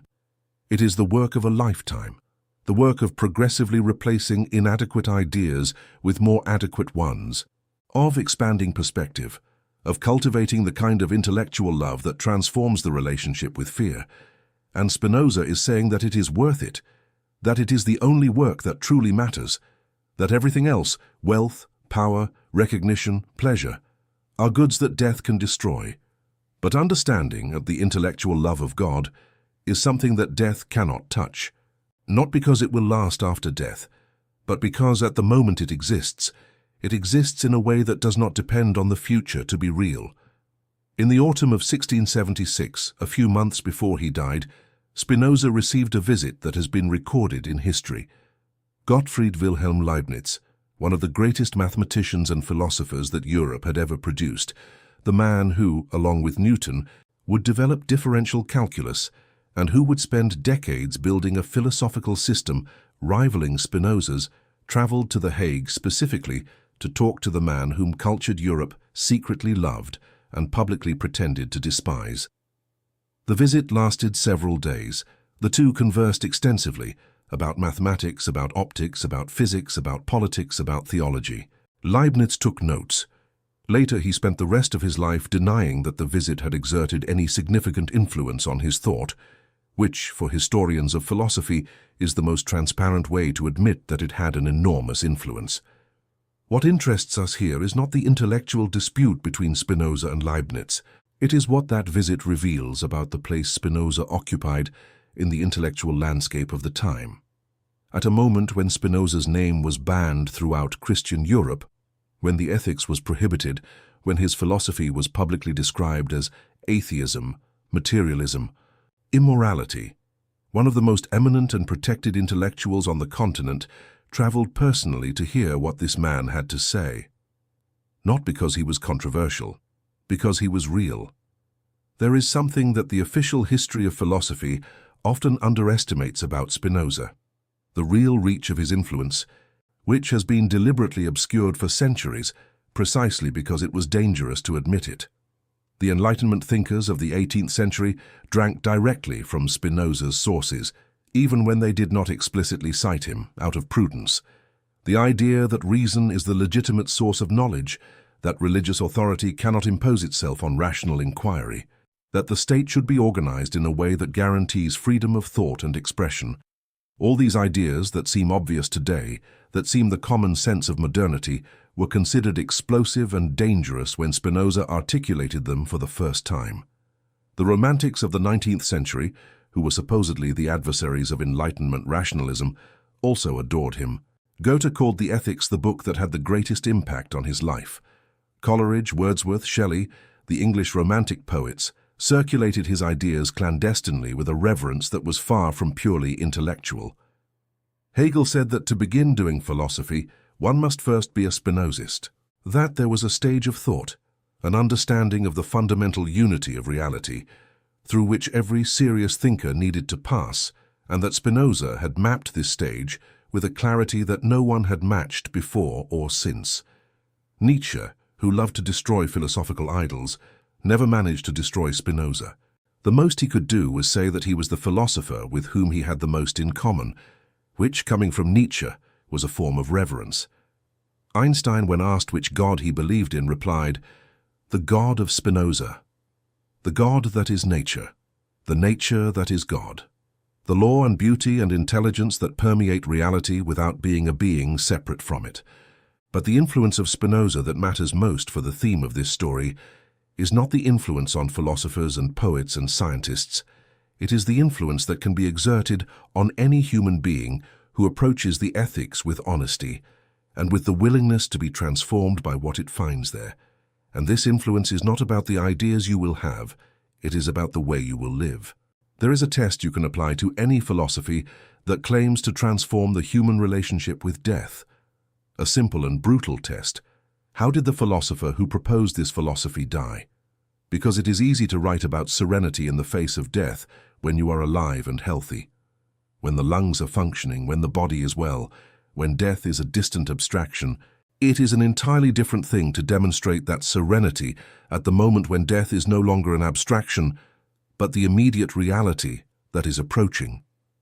Spinoza passed this test, not dramatically, not with deathbed speeches or carefully crafted final words for posterity, but with the quiet, discreet, and absolutely consistent way he had lived everything else, simply continuing to be who he was until the moment he ceased to be. Accounts from people who visited him in his last months say that he was clearly weakening, that the cough was frequent, that there were periods of intense weakness, but that the conversation maintained the same quality it had always had: curious, precise, generous, without the shadow of bitterness that often accompanies premature death, because 44 years, even in the 17th century, was not an age one expected to die. Without the shadow of anger, without the shadow of fear. It is impossible to know for sure what Spinoza felt inside. Philosophers do not usually leave records of what they truly felt. They only leave what they thought. And the gap between thought and feeling can be abyssal. It would be naive to assume that every philosopher who writes about serenity in the face of death is genuinely serene. But there is indirect evidence that points to a consistency between what Spinoza thought and how he lived, that goes beyond what one would expect from someone merely performing serenity. The persistent refusal of any material comfort he did not need, the simple room, the modest food, the unostentatious clothing, was not religious asceticism. It was the expression of someone who had genuinely discovered that these comforts made no difference to the quality of the experience that mattered most to him, that the experience of thinking clearly, of understanding deeply, of intellectual love for reality. This experience did not depend on money or status or material security to happen, and the refusal of any position that would limit his freedom to think, even when those positions would come with protection, with prestige, with the security that a sick and alone man could reasonably desire, points to someone who had internalized, not just intellectualized, the conviction that the power of existence was not in those things. Spinoza's legacy regarding the question of death can be summarized in 3 ideas that are both philosophically rigorous and emotionally transformative. The first, you are much more than you think you are.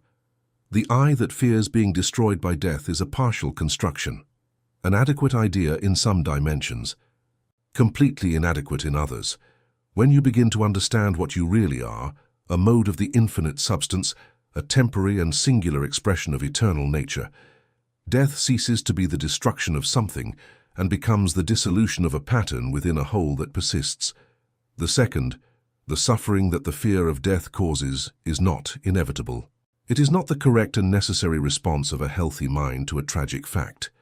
It is the result of inadequate ideas, of partial perspectives, of the stories we tell ourselves about what we are and what we lose when we die. And inadequate ideas can be replaced with work and dedication by more adequate ideas. The third, the alternative to the fear of death, is not indifference. It is not the cold and clinical detachment of someone who has decided not to engage with anything that can be lost. It is the opposite. It is a more complete presence, a more genuine love, a capacity to be here, now completely, without the division between the present being lived and the future being feared. The free man that Spinoza describes at the end of the Ethics is not a being without emotions, without attachments, without love. It is a being whose emotions, attachments, and loves are more intense, more genuine, and more free precisely because they are not contaminated by the fear of loss. Who loves more completely because he is not loving with one eye on the clock, measuring how much time is left. Who lives more completely because he is not living with part of his mind already in the future, already in mourning, already at the end. There is one last thing about Spinoza that rarely appears in philosophical texts, but which seems essential to understand why he matters beyond academia. He was funny, not in the obvious sense. He did not leave a collection of jokes, but in the letters that survived, especially in the letters exchanged with close friends, there is a lightness that surprises those accustomed to the geometric seriousness of the ethics. There are anecdotes, there are subtle ironies. There is the voice of someone who, despite everything, poverty, illness, exile, curse, managed to look at the world with something that can only be described as affection. Affection for reality, for its intelligence, for the way things fit together when you examine them with sufficient attention, for the impossible beauty of existing at one end of the universe and managing for a moment to have an idea of how that universe works, and feeling, in that moment, that the smallness of the viewpoint does not diminish the greatness of what has been glimpsed. It is this affection, this fundamental joy in the face of the fact of existing and understanding, that the ethics, ultimately, is trying to teach, not as doctrine, not as obligation, but as an invitation to look at the universe in a different way, to look at yourself in a different way, to look at death in a different way, and to discover that from the right angle, the eternal angle that reason can reach. None of these things is what they seem to be when you are looking too closely, too fearfully, with too narrow a field of vision to see the whole. Spinoza ended the Ethics with a phrase that is both a philosophical conclusion and a personal confession. That beatitude is not the reward of virtue, but virtue itself. That joy, the full power of existence, is not something you receive after having done everything right. It is the natural state of a mind that has understood itself and the world with sufficient depth. And that depth understood in this way is not the end of this joy. It is merely its outline, the limit that makes its specific form possible. And specific forms, no matter how temporary they may be, no matter how inevitable their dissolution, are how infinite nature becomes visible. They are how the eternal touches the temporal. They are how God, if we want to use that word, experiences itself. You are that. For this time you have. Completely. It would be easy, and wrong, to reduce Spinoza to a simple critic of religion. He was much more sophisticated than that. He was not the kind of modern atheist who dismisses religion as primitive superstition of undeveloped minds. He was someone who had read the sacred texts more attentively than most religious people, who spoke Hebrew, Latin, Portuguese, and Dutch, who knew the Bible, the Talmud, the medieval scholastics, and the Greeks, and who came to a conclusion that is both more generous and more devastating than simple criticism. Religion, Spinoza said, got the diagnosis right. It got the remedy wrong. The correct diagnosis: human beings suffer. They fear death. They need some form of guidance that helps them live in a way that minimizes unnecessary suffering and maximizes the possibility of genuine joy. The wrong remedy, replacing the fear of death with the fear of God, with the fear of a powerful being that punishes the disobedient, and offering immortality as a reward for obedience. For Spinoza, this remedy did not cure the problem. It merely displaced it. It swapped the fear of death for the fear of divine judgment, and kept the mind in a state of servitude, governed by fear, incapable of achieving the genuine freedom that only understanding can offer. But there was something in the religious traditions that Spinoza deeply respected: the intuition, present in almost all of them, that there is a dimension of the human being that is not exhausted in the corporeal, that there is something in the human experience that points beyond the individual, of the temporary, of the perishable. Buddhism with its doctrine of non-self, Jewish mysticism with the Ein Sof, the infinite without end that precedes all manifestation, Christian Neoplatonism with the soul returning to the one, Islamic Sufism with the dissolution of the ego in the divine. All these traditions were, each in its own way, trying to describe the same thing that Spinoza described in philosophical language: that exclusive identification with the individual ego is the source of suffering, and that there is a broader perspective from which this identification can be relativized. The difference with Spinoza lay in the method. Where religions demanded faith, he offered demonstration. Where they demanded obedience, he offered understanding. Where they promised posthumous reward, he pointed to present transformation. And here is the most radical turn of all his thought about death in relation to religions. Religions say, do not fear death because there is life after it. Spinoza says, do not fear death because you have misunderstood what death is, and you have misunderstood what you are. These are completely different promises. The first depends on something that no one can verify. The second depends only on your willingness to examine your own premises. There is an aspect of religious traditions about death that Spinoza explicitly valued: ritual, not ritual as magic, as a way to influence supernatural reality, but ritual as a way to organize the emotional experience of loss in such a way that the community can collectively process something that, individually, would be overwhelming.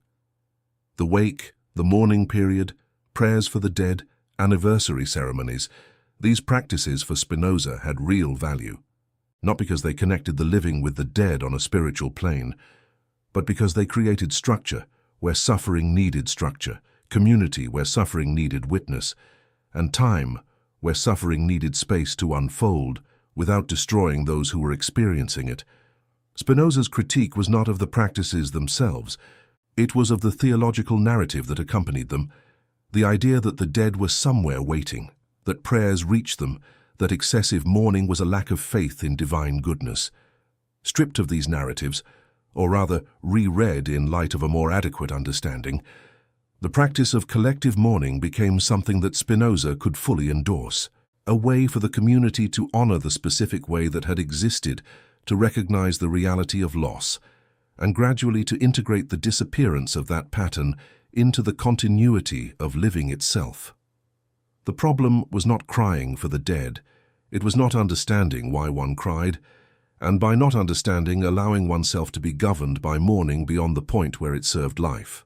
350 years after Spinoza's death, a Portuguese neurologist named Antonio Damasio published a book with a title that seemed like an academic provocation: The Error of Descartes. The error of Descartes, the idea that mind and body are separate substances, that rational thought is independent of emotions and the body, was exactly what Spinoza had rejected in the 17th century. And Damasio, with data from modern neuroscience, was arriving at the same conclusion through a completely different path. The mind is not separate from the body. Emotions are not noise that interferes with rational thought. Emotion and reason are, in neurological practice, inseparable. Patients with damage to the brain regions responsible for emotions do not become more rational. They become incapable of making any decision, because decision-making, any decision, depends on an effective evaluation of what matters.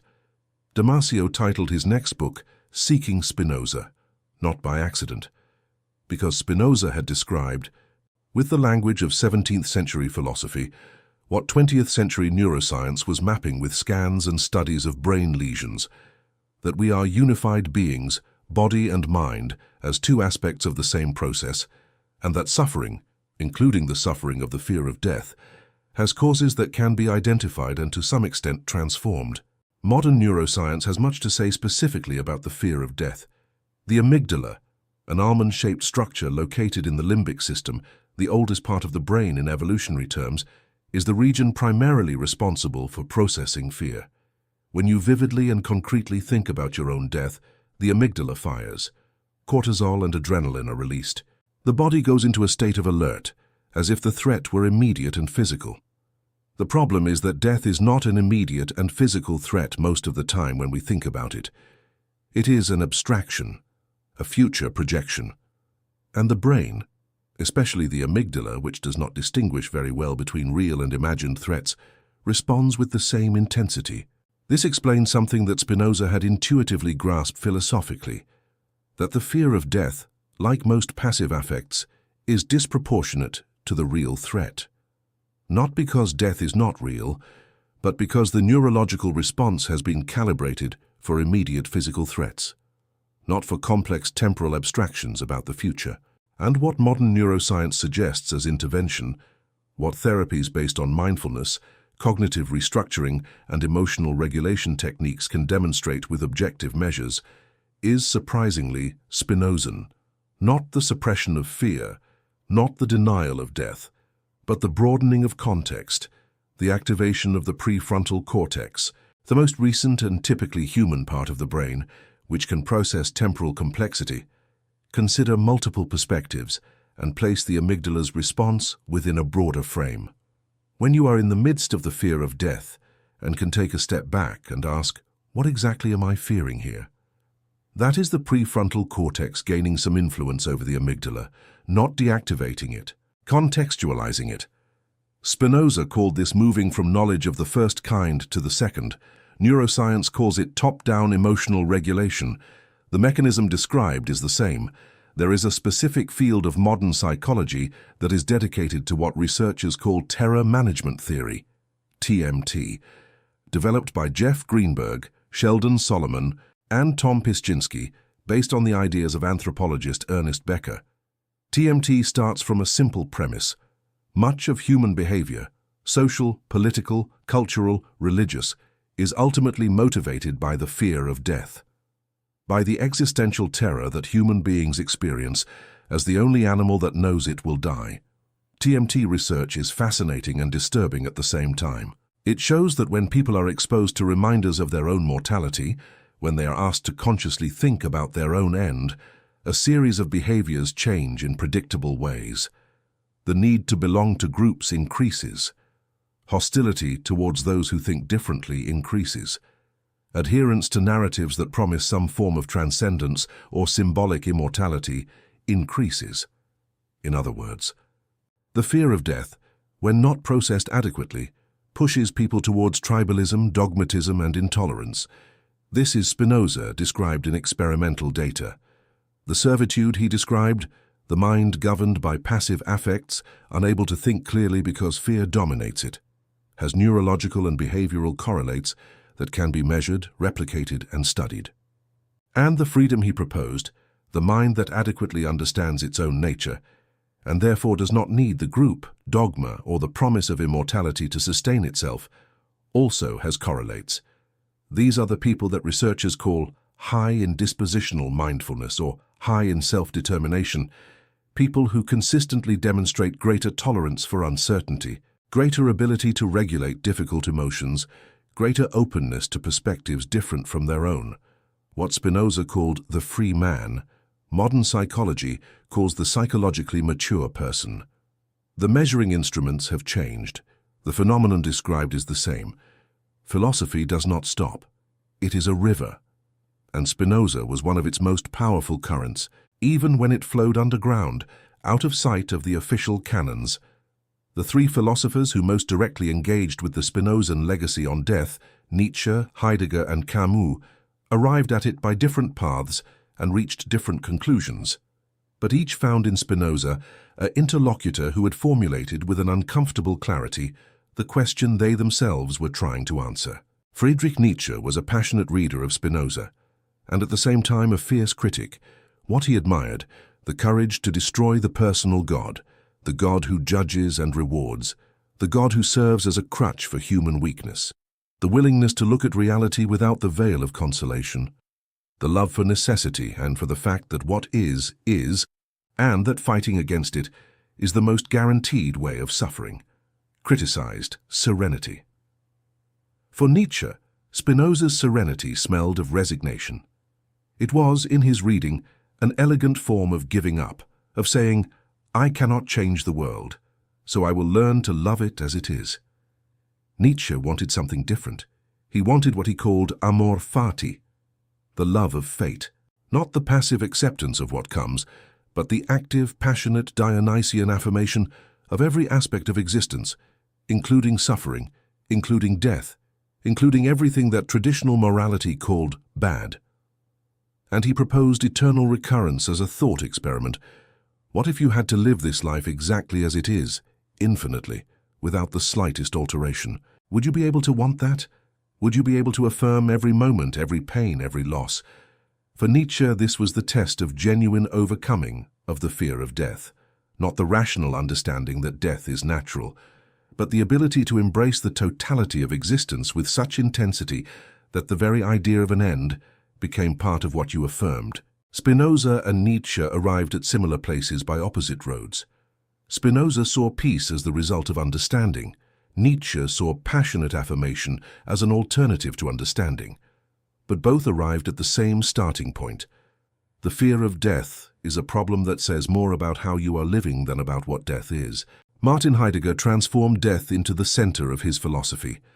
In Being and Time, published in 1927, Heidegger argued that authenticity, the possibility of living genuinely your own life, and not as a social role, as collective expectation, as the impersonal we that lives everywhere but nowhere specifically, depended on an honest confrontation with death. He called this being toward death, not as morbidity, as an ontological structure, as the fact that death is the most proper, most inescapable, and most certain possibility of every human being. The possibility that cannot be delegated to anyone, that cannot be postponed forever, that is intransferable in the most radical sense. And he said that recognizing this structure, not as an abstract given, but as a concrete reality that conditions every choice, every moment, was what made genuine choice possible. Because a life lived without the recognition of death is, for Heidegger, a life lived as if there were infinite time. And a life with infinite time is a life that never needs to choose, because there will always be tomorrow to do what matters. Death, for Heidegger, is not the enemy of life. It is the condition of its intensity.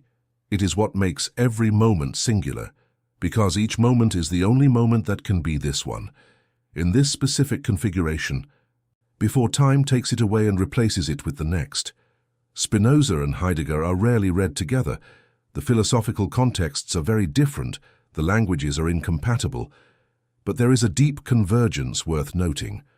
Both say that the problem is not death, it is the relationship with death, and that a more honest, more appropriate, more truthful relationship with one's own mortality is what opens the possibility of a life that is truly yours.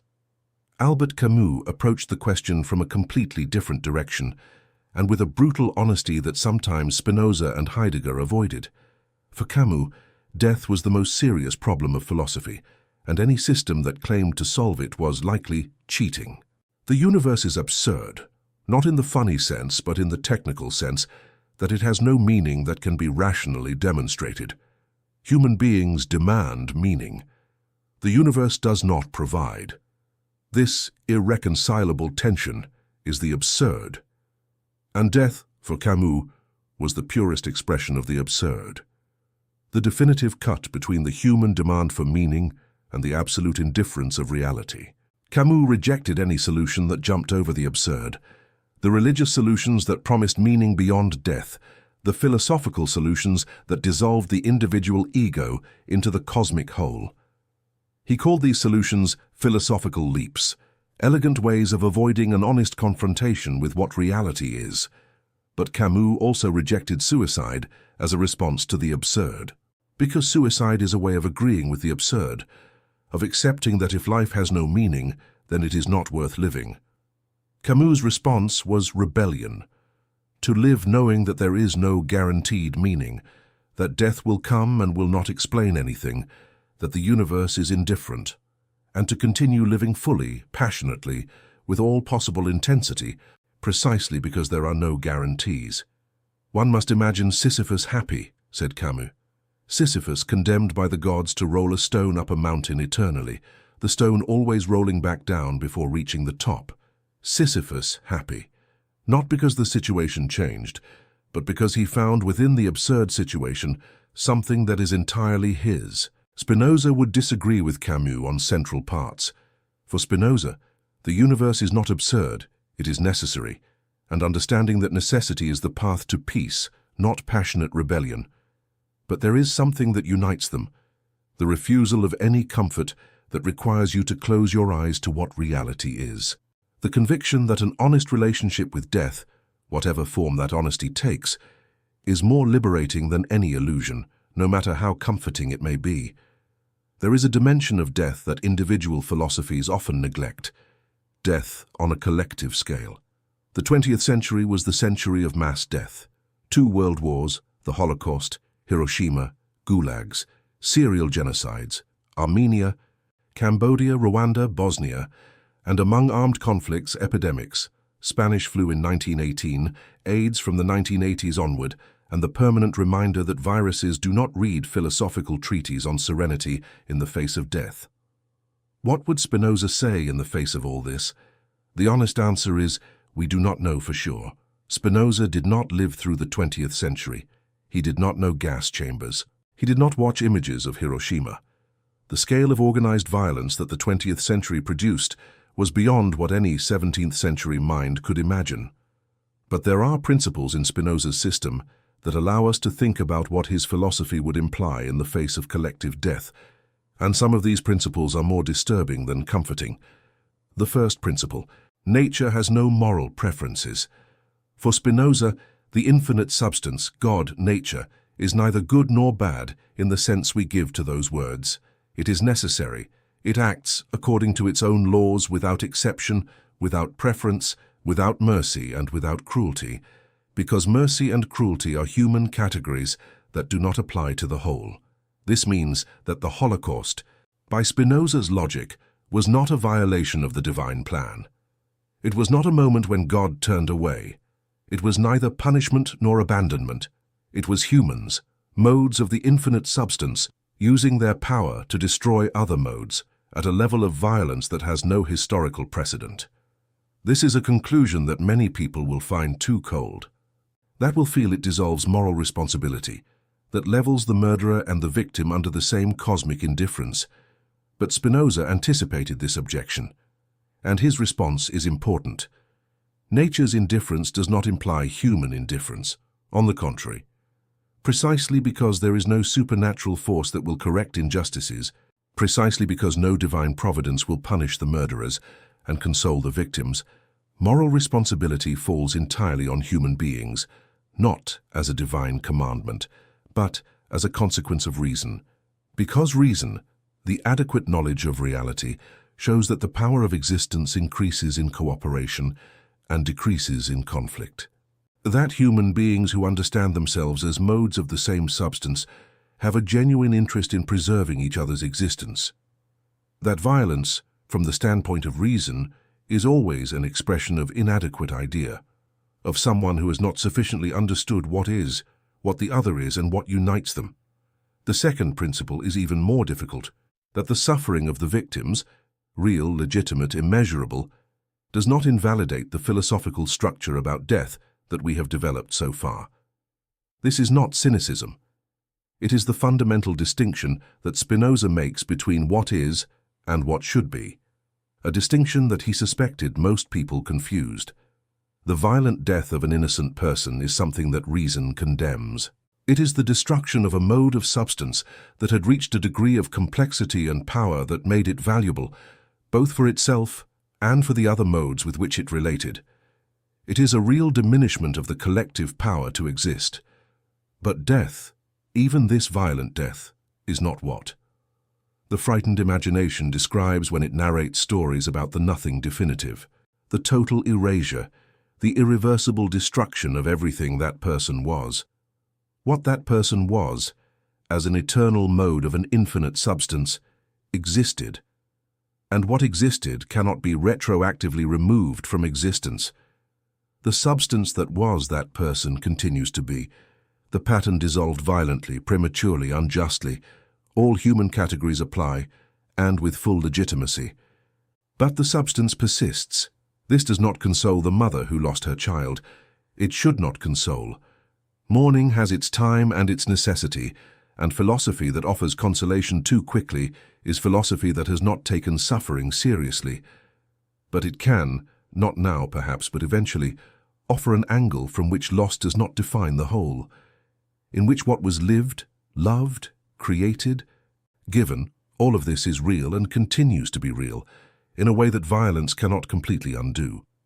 There is a political dimension in Spinoza's thought about collective death that is often forgotten but is perhaps the most urgent. Spinoza wrote extensively about politics in the Theological Political Treatise and the Political Treatise, texts that are, in parts, as radical as the Ethics, but in a different sense, more immediate, more applied, more directly related to the institutional conditions that make human life possible. And one of his most important conclusions was this: the fear of death is a political tool. It is the most powerful instrument that tyrants have at their disposal. A terrified population, one that fears death, which therefore cedes control over its own life to anyone who promises to protect it, is an easily manipulable population. This is not conspiracy. It is political psychology that terror management theory has experimentally confirmed.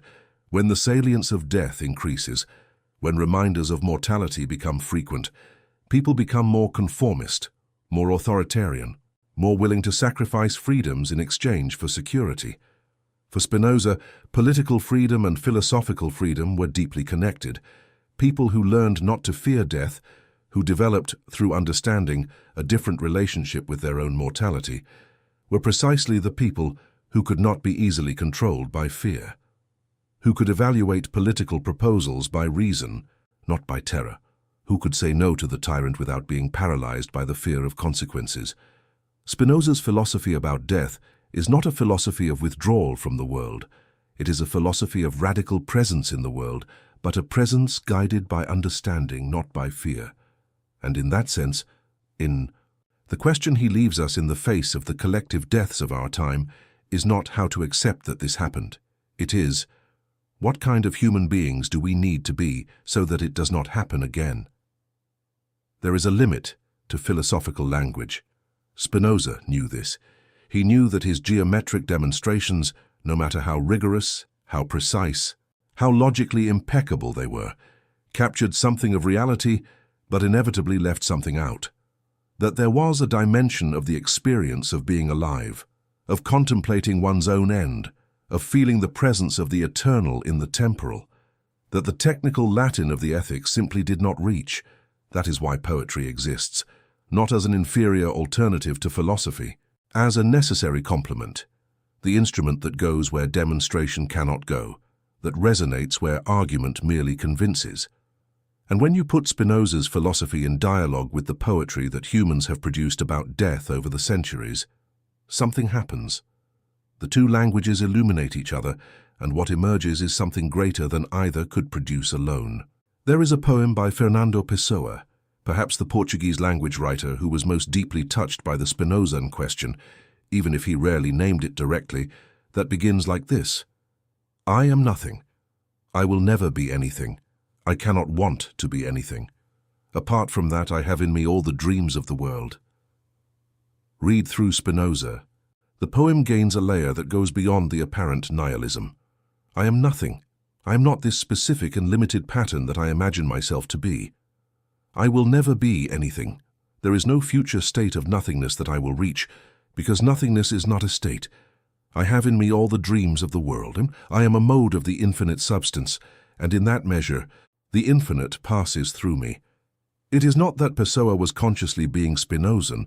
It is that the experience both were describing, the dissolution of the rigid boundaries of the ego, the feeling of participating in something greater without losing singularity, is the same experience, described with different instruments.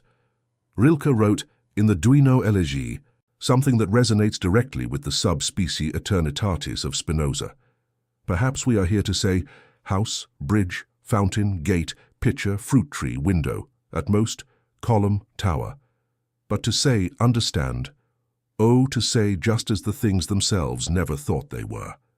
The human work of naming the world, of being here and realizing that one is here, of witnessing reality with the precision that only human consciousness allows, is for Rilke what justifies our finite existence within an indifferent universe. Spinoza would say something similar, in other words, that the value of particular existence is not in how long it lasts, but in the degree of clarity and presence with which the infinite substance experiences itself through that particular form.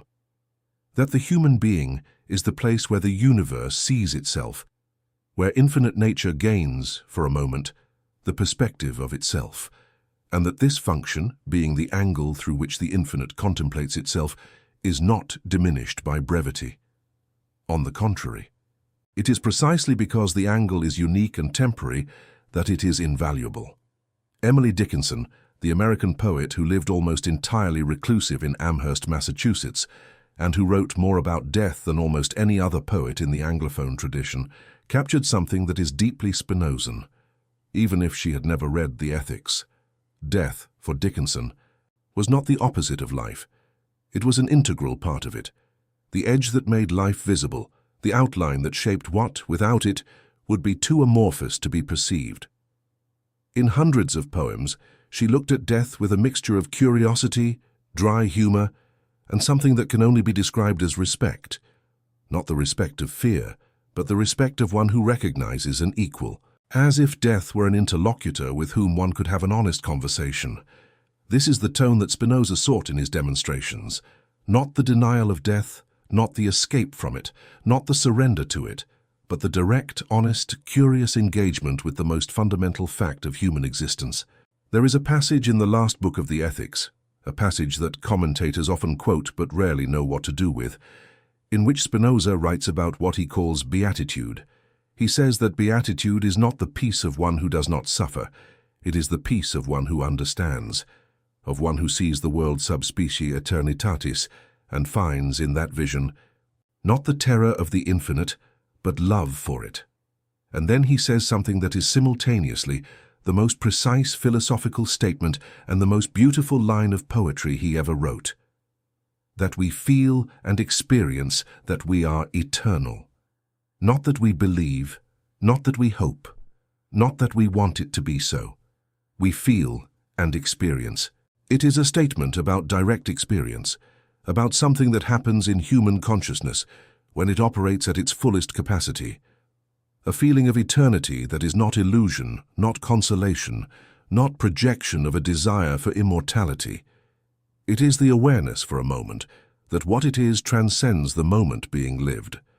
Not because it goes beyond that moment in time, but because what it is has never been completely within time, just as a mathematical theorem is not within time. We feel and experience that we are eternal. If you have ever had a moment like that, a moment of such complete presence that time seemed to stop, in which the boundary between you and the world became less rigid, in which the beauty of being here was so real that the fear of not being seemed, for that instant, absurd, then you know what Spinoza is talking about. Not as abstraction, as memory. we have reached the end. Not the end of Spinoza's philosophy, that has no end, because the river of thought he set in motion still flows, still finds new tributaries, still surprises those who venture to swim in it. But at the end of this journey, specific, this one that began with a 23-year-old being cursed in a synagogue in Amsterdam, and that crossed 3 centuries of philosophy, neuroscience, poetry and psychology to arrive here at this moment when you are reading this. And I want to be honest about what this means. This story will not cure the fear of death. It would be dishonest to promise that. It would be exactly the kind of easy comfort that Spinoza would spend his entire life rejecting. What this story can do, what Spinoza's philosophy can do when taken seriously, is something more modest and at the same time much deeper. It can change the question. You started perhaps with the question, how do I stop being afraid of dying? Spinoza offers a different question. Who is this I that is afraid, and what really dies when it dies? And if you have gone through these 14 blocks with honesty, if you let the ideas really settle, if you did not dismiss what discomforted you before understanding it, something in that second question should now seem different, less threatening, more open, more interesting than frightening. Spinoza died at 44 in a rented room without money, without family nearby, with lungs destroyed by glass dust, without a published work in his lifetime under his own name, without official recognition, with the cherem still active, still technically cursed by the community that had been his. And he left a book, The Ethics, that took humanity 3 centuries to begin to understand what was in it. Not because the ideas were obscure, but because they were frightening, because they removed the scaffolding that most people use to keep standing in the face of death. The promise of paradise, the God who hears prayers, the immortal soul that will continue somewhere better, and left nothing in its place except bare reality. And bare reality, for those who have the courage to look at it, is enough. More than enough. It is everything. What Spinoza ultimately leaves us is not a theory about what happens after we die. It is a theory about how to live now, knowing that we will die. To live in such a way that the power of existence is fully expressed, that the love you feel is not saved for later, that important conversations are not postponed for when there is time, that the work that matters is done not for the glory it may bring, but for the joy of doing it. The joy that is in itself the increase of the power of being what you are. To live in such a way that, when the moment of death arrives, whether in 40 years or tomorrow, because none of us knows, that moment finds a life that has been lived, not managed, not postponed, not lived in permanent anticipation of the worst. Lived. There is one last question I want to leave you with, not to answer now, but to carry. Spinoza said that the free man does not think of death, that a mind functioning at its full potential is so completely occupied with living, with understanding, with loving, with creating, with contributing, that the fear of the end simply finds no place to settle. And the question is this: what would it be for you, a life so fully lived that the fear of death lost its rent in your head? Not the abstract answer, the concrete answer. What have you not done that you know you want to do? With whom have you not had the conversation you need to have? What are you waiting to start? Because Spinoza, polishing his lenses in a small room while his lungs failed, was answering those questions every day. Not with words, with the way he chose to spend each hour that remained. And perhaps that is the simplest and hardest lesson of all ethics. Philosophy is not meant to console, it is meant to awaken, and you, who have come this far, have already awakened a little more. What you do with that is completely yours.